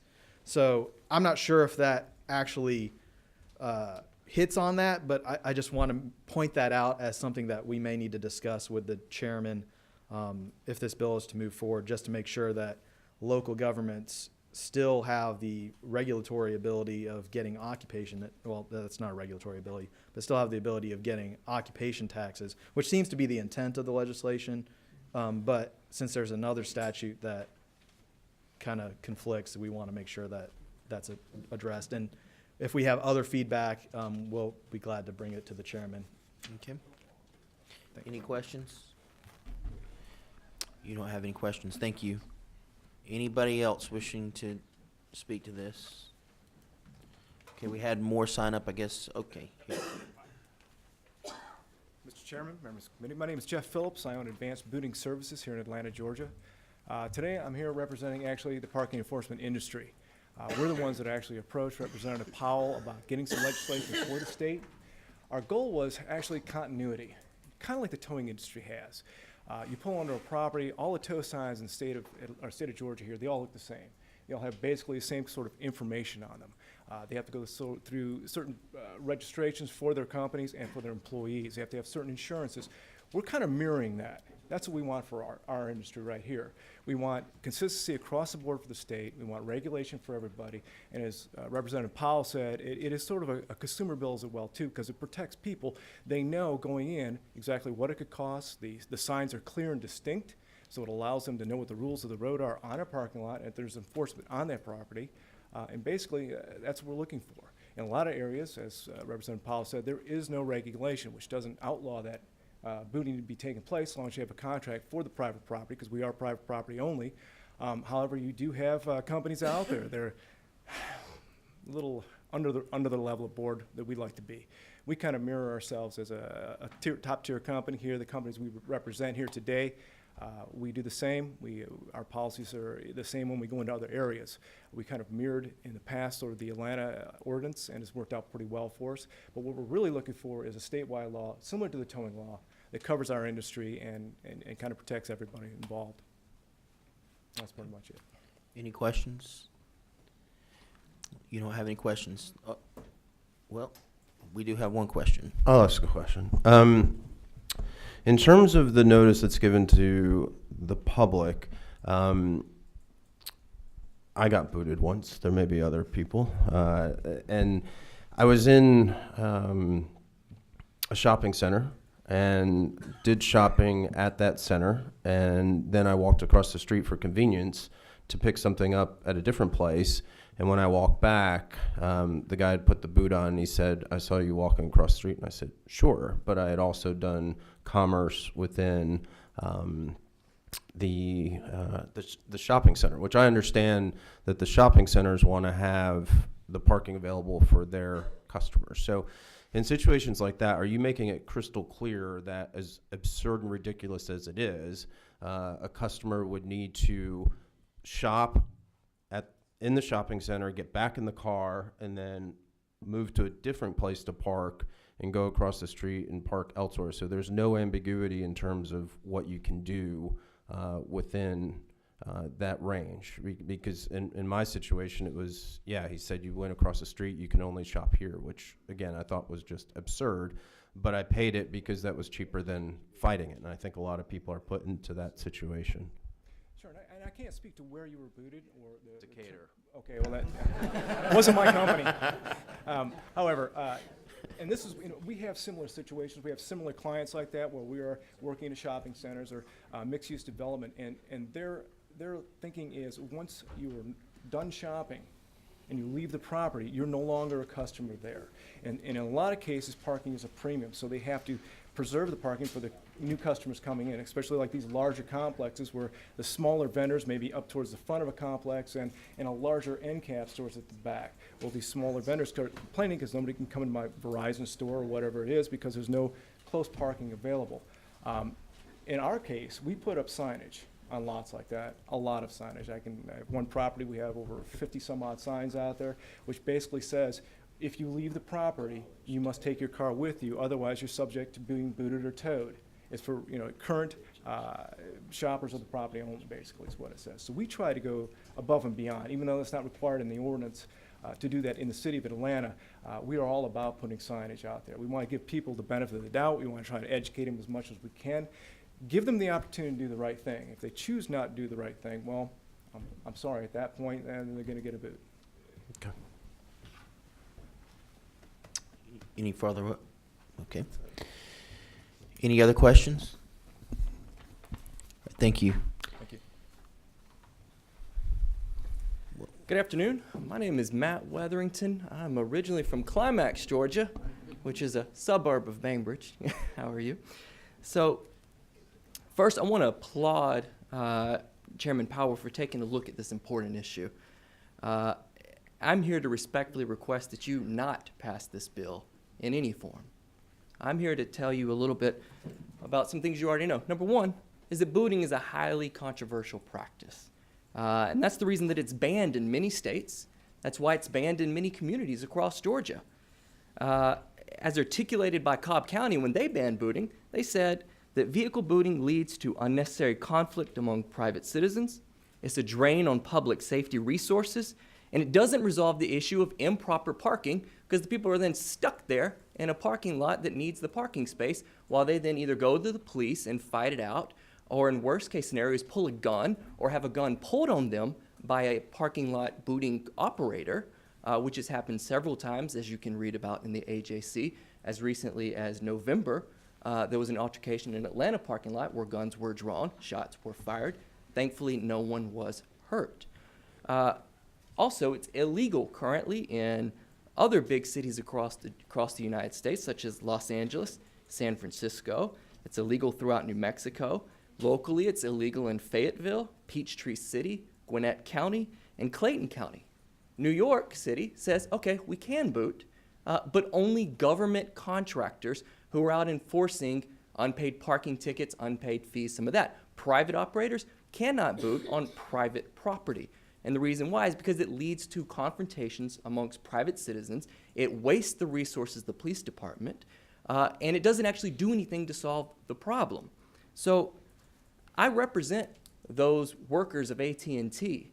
I'm seeking to represent about 200,000 other people across Georgia who have been illegally booted. The bootings that you're talking about that occur in Noonan and unincorporated DeKalb, where people are paying $5, $6, $7, $8, $1,000 to get their boot off, those bootings are illegal. There's no ordinance, and as a result, it's already illegal. They're subject to lawsuits. Now, there also is booting in the city of Atlanta. It's governed by ordinance. There's bootings in Decatur. It's governed by ordinance. They've had those laws in the books in Atlanta at least for a decade. In Decatur, they just went back and revised the ordinances because it's difficult for them to enforce. It's a waste of the public resources. It's not actually getting the job done. So, and I'll also note that we have lawsuits against the booting companies in Atlanta because despite these laws being on the books, they've not complied with those regulations over the last decade. Now, Mr. Phillips' company has filed a gag order that will prevent me from talking about the specifics of that litigation. However, I will tell you that there is a lot more to it than what you have heard. So now, let's talk about the actual litigation, the actual ordinance itself. So under the existing law, unless a city says, we're going to allow booting under certain circumstances and for certain reasons, then you can't boot. That's the current status quo. What this legislation does is it says we're going to authorize booting everywhere. We're going to let people boot in Climax. We're going to let people boot in whatever, in Warner Robins. We're going to let these cottage industries of booters pop up in parking lots across the state of Georgia, and we're going to let them charge people $85 with no recourse. It's set for to say, well, here's your $85, which is a $10 increase from the current standard across Georgia. And that's line 193. And so then here's the other thing. For places like Gwinnett County, Peachtree City, Sandy Springs, this bill on line 193 says, guess what? That ordinance that you passed to govern parking lots in your own community, no more. Booting's legal in your community now, and you can't do anything about it. If you don't like it, go take it up with the Public Safety Commissioner. That's what this law does. So the experience that Representative Holcomb had over in Decatur, well, now you're going to have that same experience every shopping center you go to. You go to the Tanger, you go to the mall, go across the street to Chick-fil-A, guess what? You're going to get booted now, no matter where you are in Georgia. Now, and that's a huge problem, as you guys all probably understand. And that's the reason why the city of Atlanta is currently taking a harder look at this and is strongly considering banning booting in Atlanta as well. What this legislation is an attempt to run around those considerations of the city of Atlanta.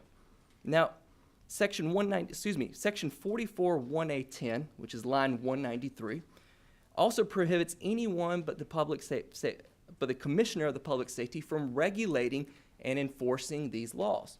What does that mean? Well, let's say that we've got a major parking problem in a local community that has a festival or whatever else. We can't pass parking laws as a local community to govern what happens in our parking lots. No, guess what? The Commissioner of Public Safety gets to say what happens there.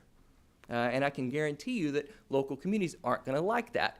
That's then going to start draining the state's resources because they're going to have to police thousands and thousands of bootings, and that number is going to multiply. And then that means that police departments who are neither equipped nor interested in policing private parking lot disputes are then going to be dragged into this as well. That's going to drain the resources of the whole state of Georgia. Next. Section 44-1AA, which is line 188. Now, what this does is it says that the commissioner can charge these booting companies when they break the law $1,000 per violation. Well, what does that do for Joe Schmo on the street who just paid these guys $85 and believes that it was done unlawfully? Well, nothing, because there's no private remedy for him. This just says he's out of luck, but the state might get $1,000 somewhere down the line if someone were to get upset enough and then go help the commissioner and to go and police these guys and then go through a couple of hearings perhaps, and then eventually someone else is going to get $1,000 in this guy, or it's going to be easy for him to just go on his way, feel unhappy, pay his money, and take his licks, which is not the way it should be. Now let's look at line 150, which is section 44-1A7. Now these are woefully insufficient requirements. Now what this bill does is it somewhat tracks the Atlanta ordinance. However, what they've requested is to leave out some very important information, and that is leaving out the name of the person who owns the parking lot, the name of the person that manages the parking lot, and the contact information for those individuals. Now, that's important information when I'm going to shop at Walmart or wherever, and I get booted, and I say, I really don't like the way these people are operating, and I got physically threatened in a parking lot. I feel unsafe. I'd like to take that to somebody. Well, I go into Big Lots, and they say, I didn't hire that person. I go to some other company, whatever companies are there, and they go, I didn't hire that person. That was parking management. How am I supposed to know about that? It doesn't provide notice to the people who's actually calling the shots on the bootings in the parking lot. So that's one important thing to look at. And the other thing is that even though this bill does mandate certain signage requirements, also note that it goes from 3 inches of line height that tells you you're about to be booted to 1.5 inches. And it also pulls out important information. And I don't have any reason to believe that any of these booting companies, whether they're rogue or, quote, top tier or not, are going to actually comply with that. And I got a series of class action lawsuits that says that they don't. And they haven't been doing it for a decade. So I don't have any reason to believe that once they have less oversight, less redress, that they're suddenly going to start doing the right thing. Then, finally, it per se, throughout this bill, defines someone who gets booted as a trespasser. That's putting a legal onus and a adverse inference on anyone who gets booted. That means you're starting behind the 8 ball. It means when the police get out there, well, I got to boot someone. Once you get booted, you're a trespasser. So I got to boot you. It creates a significant legal problem for people who get booted and an inference that has very serious implications in both civil and criminal court. Finally, booting often results in physical confrontations. And this is section 137 that talks about insurance requirements.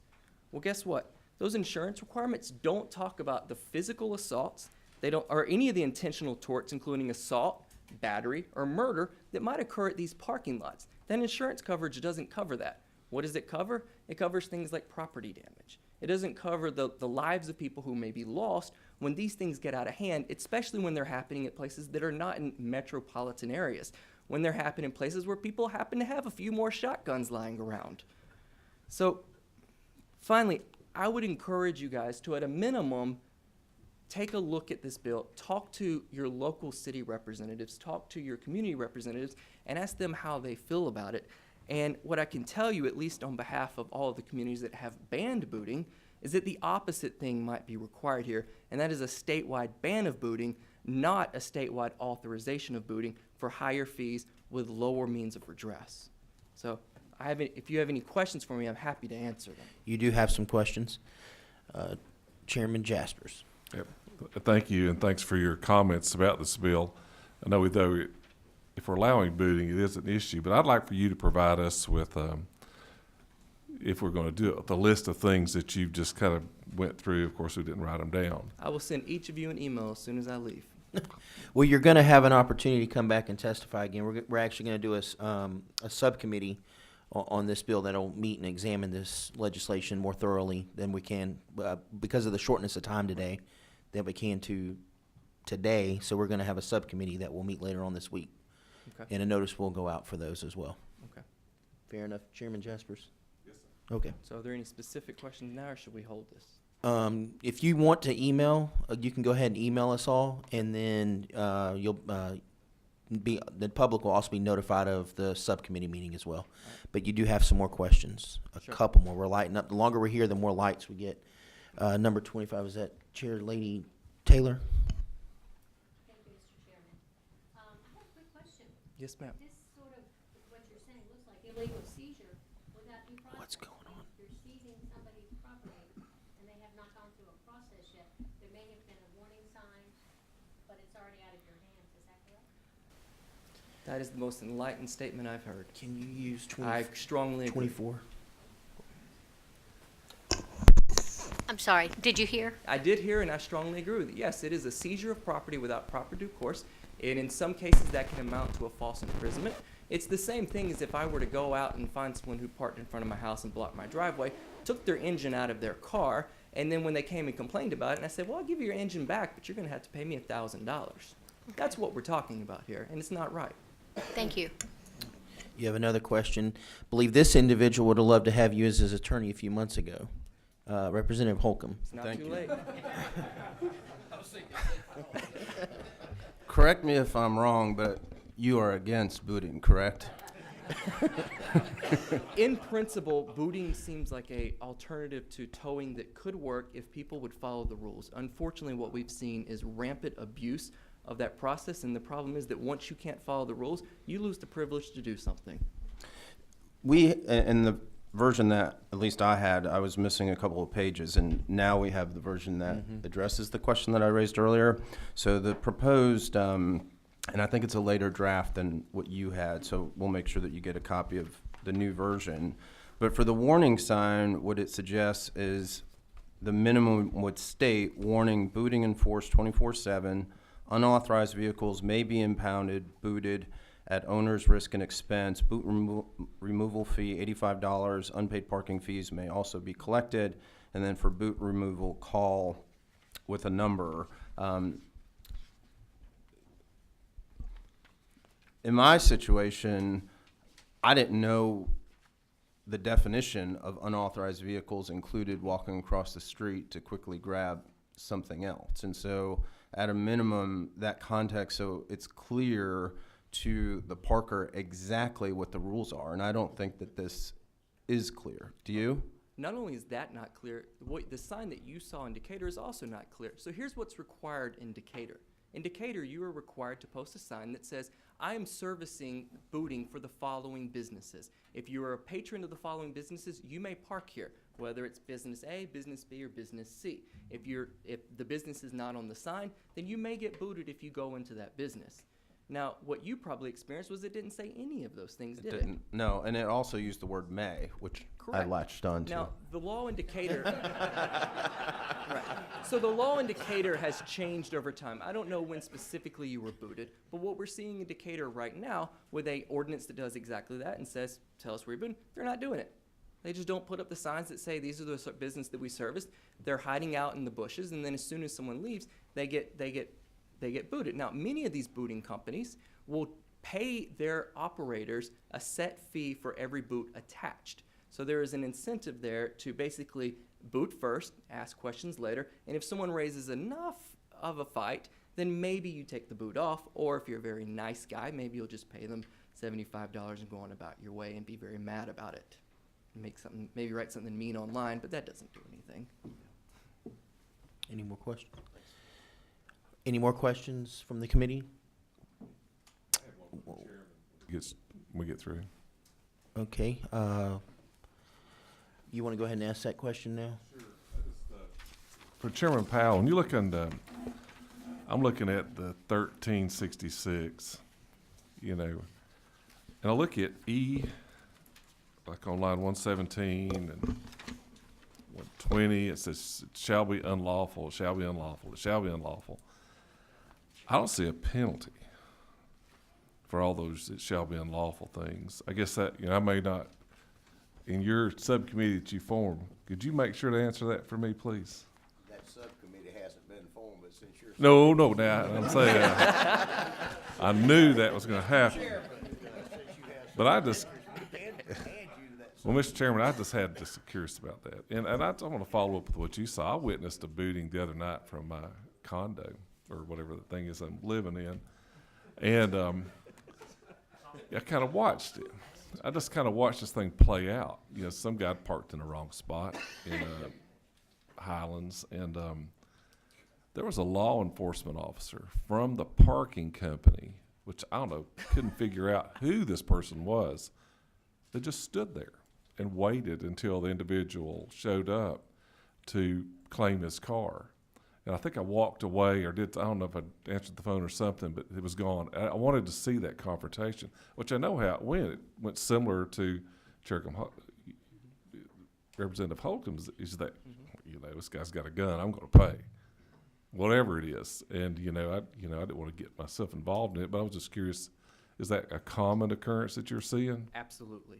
I receive dozens of phone calls every day from improper booting. A significant portion of those people, because I tend to get the calls that are the worst of the worst, and I recognize that.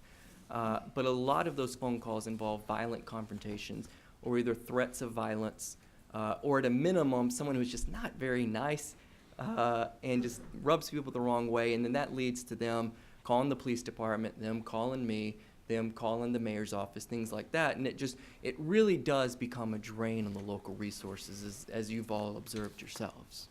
Well, this was a private, if I may, Mr. Chairman, a private And that's what we're law talking enforcement. about. I mean, he wasn't in Fulton County, Atlanta. So what will happen a anything lot like of times is people will call the actual Atlanta Police Department or the, whatever the local police department is, and one of two things will happen. Either one, they'll come and they'll deal with it, or two, they will say that's a private matter. We're not committing resources right now to policing this kind of incident amongst private citizens, and then that really leaves a bad taste in the mouth of the victim of the booting, especially when they believe that it was done improperly. And now what is their recourse? There's an online form you can fill out at the booting company's website that says, I think I was booted improperly, and well, you can guess how that usually goes. Thank you, Mr. Chairman. Thank you. No further questions. All right, thank you. We have one more individual who wishes to speak to this bill. So I am an attorney, and I also work with Mr. Weatherington, and I'm also working on these same lawsuits. I just wanted to play cleanup, go over some other stuff that Mr. Robert Friedman, and I wanted to talk about some stuff that Matt didn't talk about and that Mr. Phillips didn't talk about. Just generally speaking, I think it's important for the committee to know how booting actually works in the real world and how it differs from towing, because the comparison to the towing was made. So if you want to have towing done at your parking lot because you believe that you have trespassers there or you've got a car there that's been there for a few days, you're going to call a towing company. The towing company is going to negotiate some kind of fee structure with you. They're also going to get the money they have from the lien for the storage fees on the car, assuming they follow all of the rules. They may or may not have a contract with the property owner, but they will have some sort of fee structure. In other words, this isn't going to happen just because you call a towing company. Booting does not work that way. I know much more about booting than I ever cared to as a result of working on these cases for the last year and a half. And in every single case across 7 or 8 different booting companies operating all over Georgia, it is exactly the same. What happens is a booting company approaches a property owner. They tell the property owner, how are you currently enforcing your parking lot rules? They will say, usually I hire some company, I pay them some amount of money to patrol my parking lot, make sure everything is happening correctly. The booting company offers and says, you know what, you can fire that guy. I will take over all responsibilities for your parking lot and I won't charge you anything. I will do all of that for free and I will enforce your parking rules. All you've got to do is sign this contract with me and allow me to boot cars at your parking lot and take all of the money I receive from that. Parking lot owner, property owner thinks this is a great idea. I have less overhead, so I don't have to have anyone watching my parking lot anymore. I bring the booting company in. They do all of this for free, and it's a competitive business. They'll offer to clean your parking lots, do additional service, provide security. These contracts are changing hands constantly by doing that, by trying to one-up the next booting company in order to offer more and more services, which is causing more and more services that are being paid to be withdrawn from those parking lots and those property owners. And the reason why the property owners feel like they can do this is because every single booting company has a contract, and the standard contract provision says if anything goes wrong, I will indemnify you. And on top of that, I will carry insurance, so you have nothing to worry about. The problem is that all of these booting companies are, in my experience so far, and I don't know this to be 100% true for all booting companies, but all booting companies I have encountered so far are effectively uninsured. So Matt talked about the idea of that, like, what happens if there's an assault? It goes much further than that. Booting is an intentional act. The act of putting a boot on a car is not an accident and is therefore very unlikely to be an occurrence. And if any of you are lawyers on the committee or have dealt with insurance issues before, what that means is you need very specific insurance to cover that kind of thing. If any of you own property or have a interest in a bar or a lounge or a restaurant, you'll know what kind of insurance I'm talking about. You need to specifically have insurance that will cover intentional acts. That insurance is extremely expensive for exactly that reason, but it does exist. Booting companies do not carry this insurance. This legislation that is proposed does not require booting companies to carry this insurance. Booting companies are therefore uninsured and are telling property owners that they are insured. And as a result, when something happens and goes wrong, whether it be a systematic process of booting people illegally or something happening on the lot as a result of the booting, in all likelihood, no one is there to actually pick up the bag. Then you've got to go after the property owner. The property owner will argue this is an independent contractor. You're dealing with a lot of legal problems here. So I take the position that booting is basically a blight, just as Matt did, that I think you should ban it rather than enable it. If, however, you are absolutely committed to the idea of regulating booting across the state of Georgia, then I would say that there are a litany of things that we need to make sure that we do to ensure that this is not a problem. And one of them being that you would have to specifically require the type of insurance that the booting company would carry so it covers intentional acts. This is going to put a lot of booting companies out of business effectively, in the sense that I don't think a lot of them can afford this, but some of them will, and you need that kind of insurance if you're going to offer that kind of protection for doing these intentional acts. Two, I would say that to avoid the problem of the race to the bottom that you've got with property owners essentially getting rid of all the oversight they have in their parking lots and just turning it over to booting companies, I would say that you need to explicitly add something to this legislation that provides vicarious liability for a property owner, that lets the property owner know specifically in the legislation that if something goes wrong as a result of this booting, and if you want to bring it to your parking lot, that you're absolutely on the hook here. I would put that in the bill specifically to make sure that property owners know, so that then you have a check. So now a property owner can go back and say, like, I'm not just going to leave this entirely in the hands of the booting company. Someone else will have responsibility to oversee that whatever they're doing is right. Another problem that I would foresee is that I don't know that a statewide solution is ever going to work for booting, because each individual municipality and county is addressing different problems with booting. So for example, the $500, $600 bootings that we were talking about earlier in Union City, in Jonesboro, where that's happening, that's because they're dealing with a specific problem of commercial truckers that are parking overnight and causing problems in Walmart parking lots and things like that. So they've got a specific set of regulations that only apply to commercial bootings that is not covered by this legislation. If this legislation would pass, they can no longer have those regulations anymore, because the bill itself says that counties and municipalities are forbidden from regulating it. That would cause a problem for the people in Union City. In Decatur, they have a specific problem. I'm going to assume that you were probably booted somewhere in the downtown Decatur area. Yeah, and I'm going to assume that you were probably then booted by Castle Parking or Empire Parking Services. Good news, you are a class member, so that lawsuit has already been filed. We will be seeking class certification soon, and I'm happy to contact you, and hopefully I'll be able to get you a refund.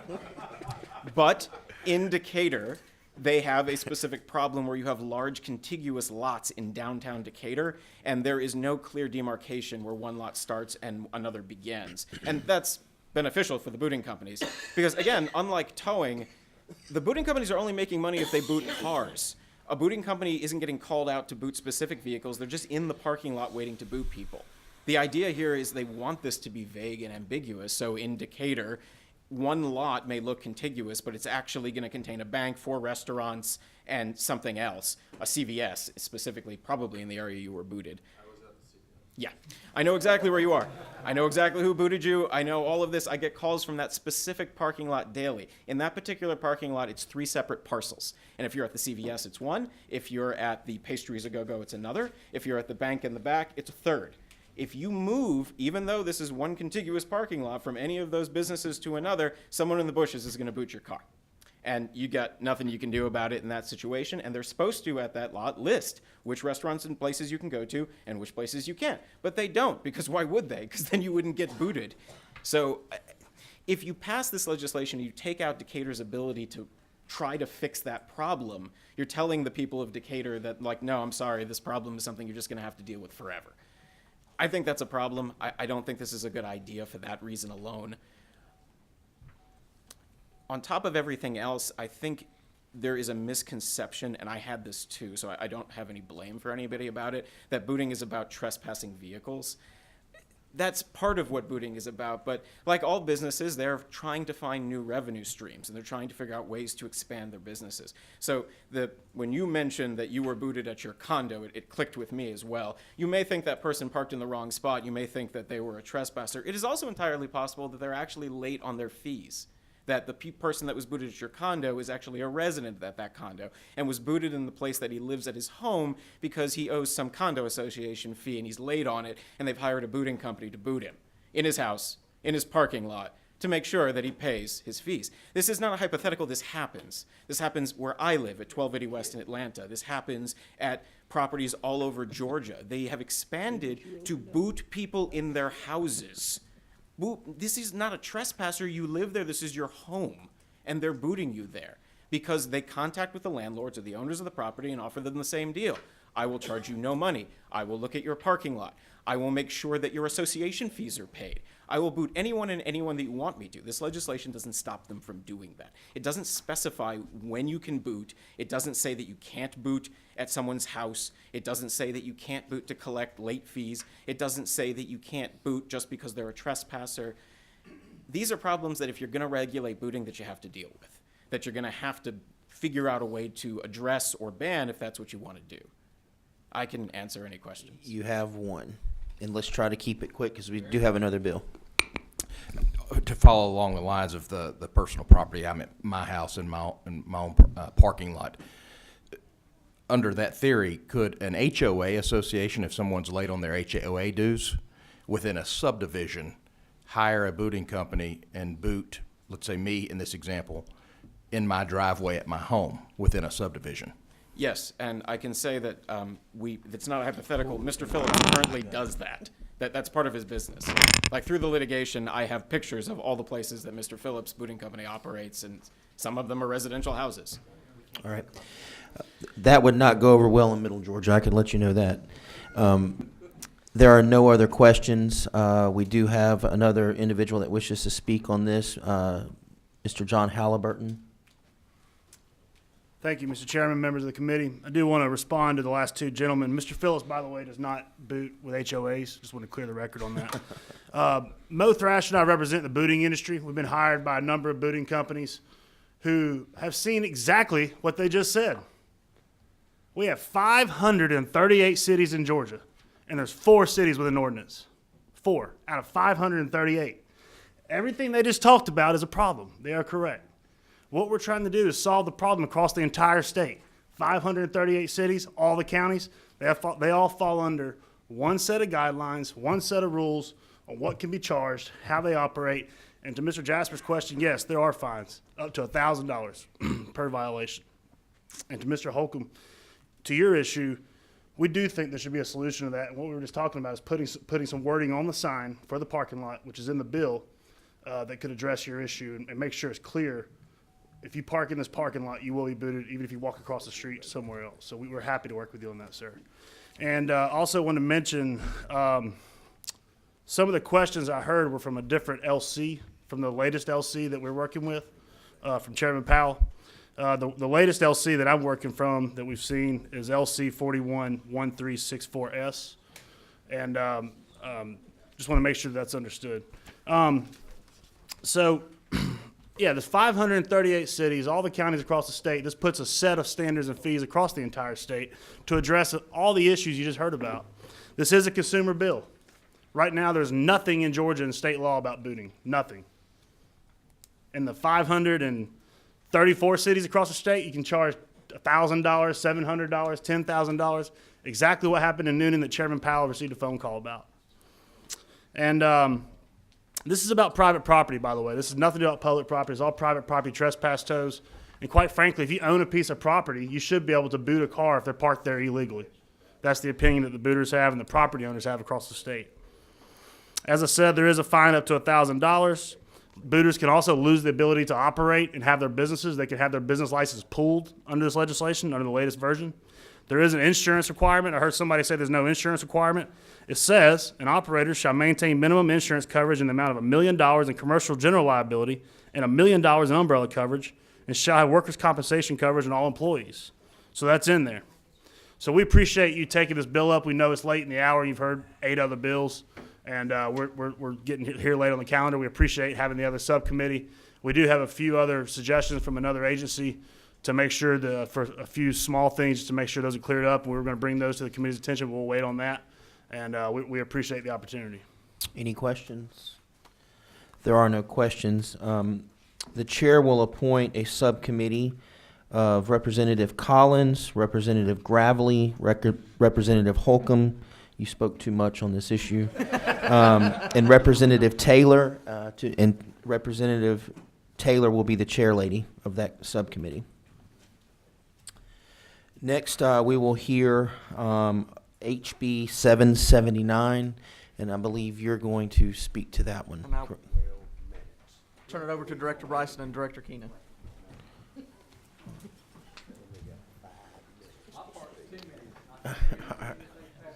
Okay.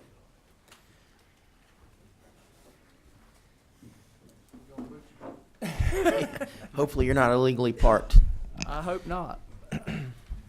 Thank you, Mr. Chairman, committee members. Before you are the 2 state agencies with primary responsibility for Homeland Security in our state. GEMA Homeland Security, the GBI, and the Governor's Office have worked together for nearly a year on the best ways to bolster Homeland Security in our state.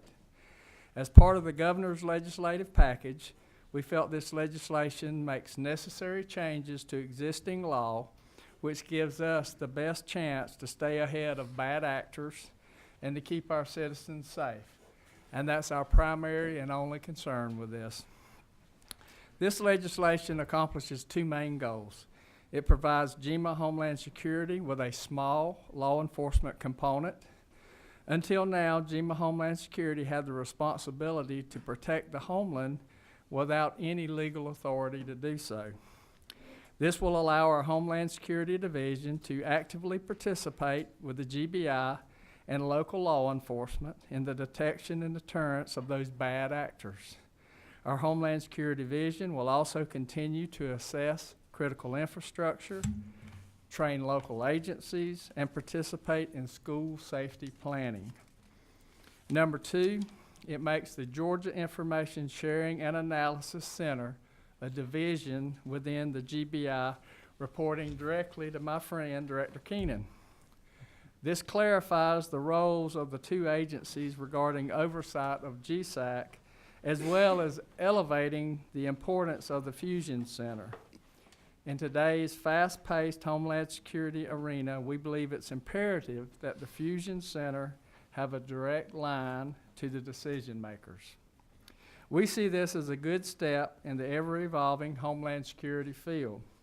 Passage of this legislation will allow GEMA Homeland Security and the GBI to continue to work hand in hand to do everything possible to ensure the continued safety and security of our citizens and infrastructure. Thank you. Yes, sir. Director Keenan. Chairman, members of the committee, what this part, the GBI part of this legislation takes the way the Georgia Information Sharing Center, which is a fusion center, and a fusion center is a intelligence unit on steroids. It takes the way we currently operate and put it into law. The way the law is today is not the way GSAC operates. It also has GSAC being commanded by 2 separate agencies. This makes it very clear that GSAC is a division of the GBI, and that division reports to the GBI director. Okay. Any questions from the committee? 17, is that Cook? Yeah. Representative Cook, okay. Thank y'all for being with us today. A couple of questions. One, section 1-3, starting at line 165. This bill is creating a security division, so a whole new section of law enforcement currently, the way I'm reading this, that doesn't currently exist in the state. One, what would be the cost associated with that? There are no costs. This is a revenue neutral opportunity for us to improve our homeland security in the state. We currently have a Homeland Security Division. We have 11 people in that division. Most of them are prior law enforcement. They're certified officers. However, we as an agency are not a certified agency. And because of that, it creates issues with us having access to critical law enforcement sensitive information regarding Homeland Security. We simply want to be a value add in the state's efforts to protect our state. These officers now, or these employees now, are already working on critical infrastructure. They're already working on school safety plans in your local communities. We're simply asking that they be considered part of a law enforcement agency so that they can participate within the law enforcement community and be part of the solution to keeping our folks safe. One follow-up, if I can. Well, and I noticed through the bill, there's it's addressed at one point, and I was looking for it. Sorry, didn't find it, but I'll just address it now.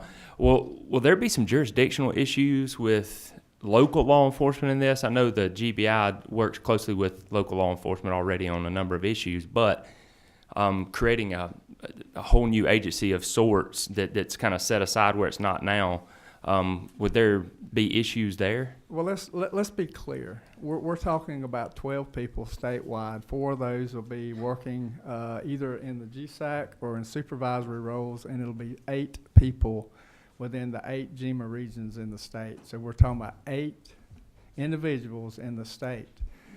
We currently have those folks working in those local communities now. And so we just want to be more effective. We were given by code the authority of Homeland Security, and quite honestly, we're not able to fulfill our mission to the level that we believe that our citizens deserve. Again, we have the resources. We just need the authority to do the job that we've been tasked with. I spoke to the Sheriff's Association last year after last session regarding this, and I understand their concerns, and we've been sensitive to that. We put a section within the bill that says we will not usurp the authority of any sheriff or any chief in the state. And again, we've looked at, and as we crafted this legislation, we looked at how other state law enforcement entities were established who work in those local communities today, I would say to great benefit. DNR is an example. I'm sure y'all are shocked to know that we used a lot of the authority given to the DNR commissioner, the authority to stand up a law enforcement section within that agency, and use that language for our bill. So we're not trying to take over. We're not trying to be in charge of anything. We simply want to be a better player in the law enforcement arena with a sole focused on Homeland Security. And that's what these people will be focused on. And if there's a local law enforcement entity that doesn't feel like they need us within their community, there are others that I believe will. Thank you. Any other questions? All right. We have one. Is that Representative Taylor? I just had one question, and it was on line 75, and this is existing language, I guess. The pandemic for an influenza, there could be other medical emergencies, and I just wondered if that needed to be included and amended to include other medical emergencies. In today's world, there seem to be more. Again, that is existing code as it stands today, and we work hand in hand. One of our partners is the Department of Public Health. And if they had any suggestions or recommendations regarding additions to that, They're the experts, and we would defer to them on that. Thank you. Any other questions? All right, we do have some people that wish to speak to this. We'll do Terry with the Sheriff's Association. Hired Hill. That's what I am. Thank you, Mr. Chairman, Chairman, members of the committee, and my friend Director Bryson, Director Keenan, and all of you. I've known Chairman Powell probably 30 years, and we've been awfully candid with each other for that 30-year period, and I appreciate that. Today, I'm bringing a very candid thought from the sheriffs. The jurisdiction question, in their opinion, goes far beyond 8 officers in the state. The language that, the way we read the bill throughout, on page 6 particularly, expands that authority probably more so than even the GBI, the State Patrol, or anybody else. Homeland Security is a very broad issue. It's not a one Homeland Security offense that we investigate. Homeland Security can be investigated through burglaries, through credit card theft and fraud, through broken tail lights, through hunting on a baited field. It's everywhere. There's all sorts of angles and all sorts of ways that can be traced back to a Homeland Security issue. But by and large, we have in our state about, and these are general numbers according to Post Council, we got about over 1,100 sworn at GSP. We've got, and correct me, Director Keenan, we've probably got 350 or 320 GBI agents are sworn at GBI. And Director Bryson might know there's 250 or so Rangers maybe. We've got about 1,700 sworn law enforcement officers that, to quote the governor's office when we talked about compensation and providing those appropriate raises to our state officers, we got about 1,700 officers that carry a gun and wear a vest that are out there every day, throughout the day, working cases. We also have, at the local level, there's about 17,800 or so deputy sheriffs and jailers. There's about 3,400, 3,500 county police officers. And there's about 12,000, a little more than 12,000 city police officers. And again, these numbers are a little bit dated. It was last spring. We've lost a lot of people since last spring. So, altogether, if you exclude the jailers, there's about, 25,000 guys and girls out there at the local level, and then there's 2,000 or so, or 1,800, excuse me, at the state level. Our state agencies, in our state, we don't have a state police. We have the wisdom of our forefathers has always said we've got some very good resources in some different agencies to provide some specific law enforcement for specific law enforcement purposes. So we've got the GBI with certain jurisdictions and some original jurisdiction. We've got the State Patrol we can say the same about, and certainly DNR. And those people, those 1,800, whatever that number is, people, they are, without question, some of the best trained officers we have in this state. And because they have time to go to the training. I mean, they can leave their duty and they can go get trained. In a lot of cases, we can't, because we're the guys answering the 911 calls. No disrespect, but every 911 call in the state virtually is answered by a local officer. So I say all that just to give you a kind of a recap of what we have in our state. And we're very fortunate. We have good training, we have good officers. But what we don't have is a state police. And our reading, Mr. Chairman Powell, of this bill truly gives GEMA more law enforcement authority than our other agencies that have been around many years and provide specialized functions. So we look forward to talking about this going forward. It's not going to be an adversarial conversation, I hope. My guys are Sometimes they get a little riled up. This is not a new issue for the sheriffs.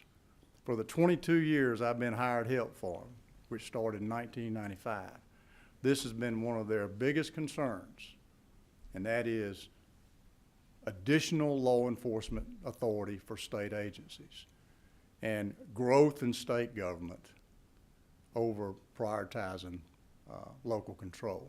And I think you're gonna, if Mr. Chairman Powell, if you have a subcommittee, I've got a couple of sheriffs that would like to come talk. Director Bryson, and you know you're our friend. In fact, subsequent to our conversation, Chairman Powell, we met with Commissioner or Director Bryson the other day, and we actually, my president called a full board meeting of the Sheriff's Association primarily to talk about this bill tomorrow. So hopefully by the time you have a subcommittee meeting, there'll be some sort of agreement on something. And, you know, y'all know who I work for, and I act like I do because I work for who I work for. I can't help it. But thank y'all for this moment. I know it's late, and y'all got to go to class. So anyway, any questions? All right, there are no questions. We have Ken with the Post Board. Is he in here? He forgot he signed up and left. All right. Well, there's no other questions on this one. We're also going to form a study committee, and the chair appoints did I say study committee? Subcommittee. Sorry, I've had enough study committees over the offseason. Subcommittee of Representative Hitchens, Representative Lumsden, Representative Jaspers, and Representative Glanton, and myself, Representative Clark, as the chairman of that subcommittee, to take up this piece of legislation as well. And we will notify everybody when that subcommittee will be meeting. This week. It'll be sometime this week. All right. Well, at this time, I'll take a motion to adjourn. Second. All in favor? All right.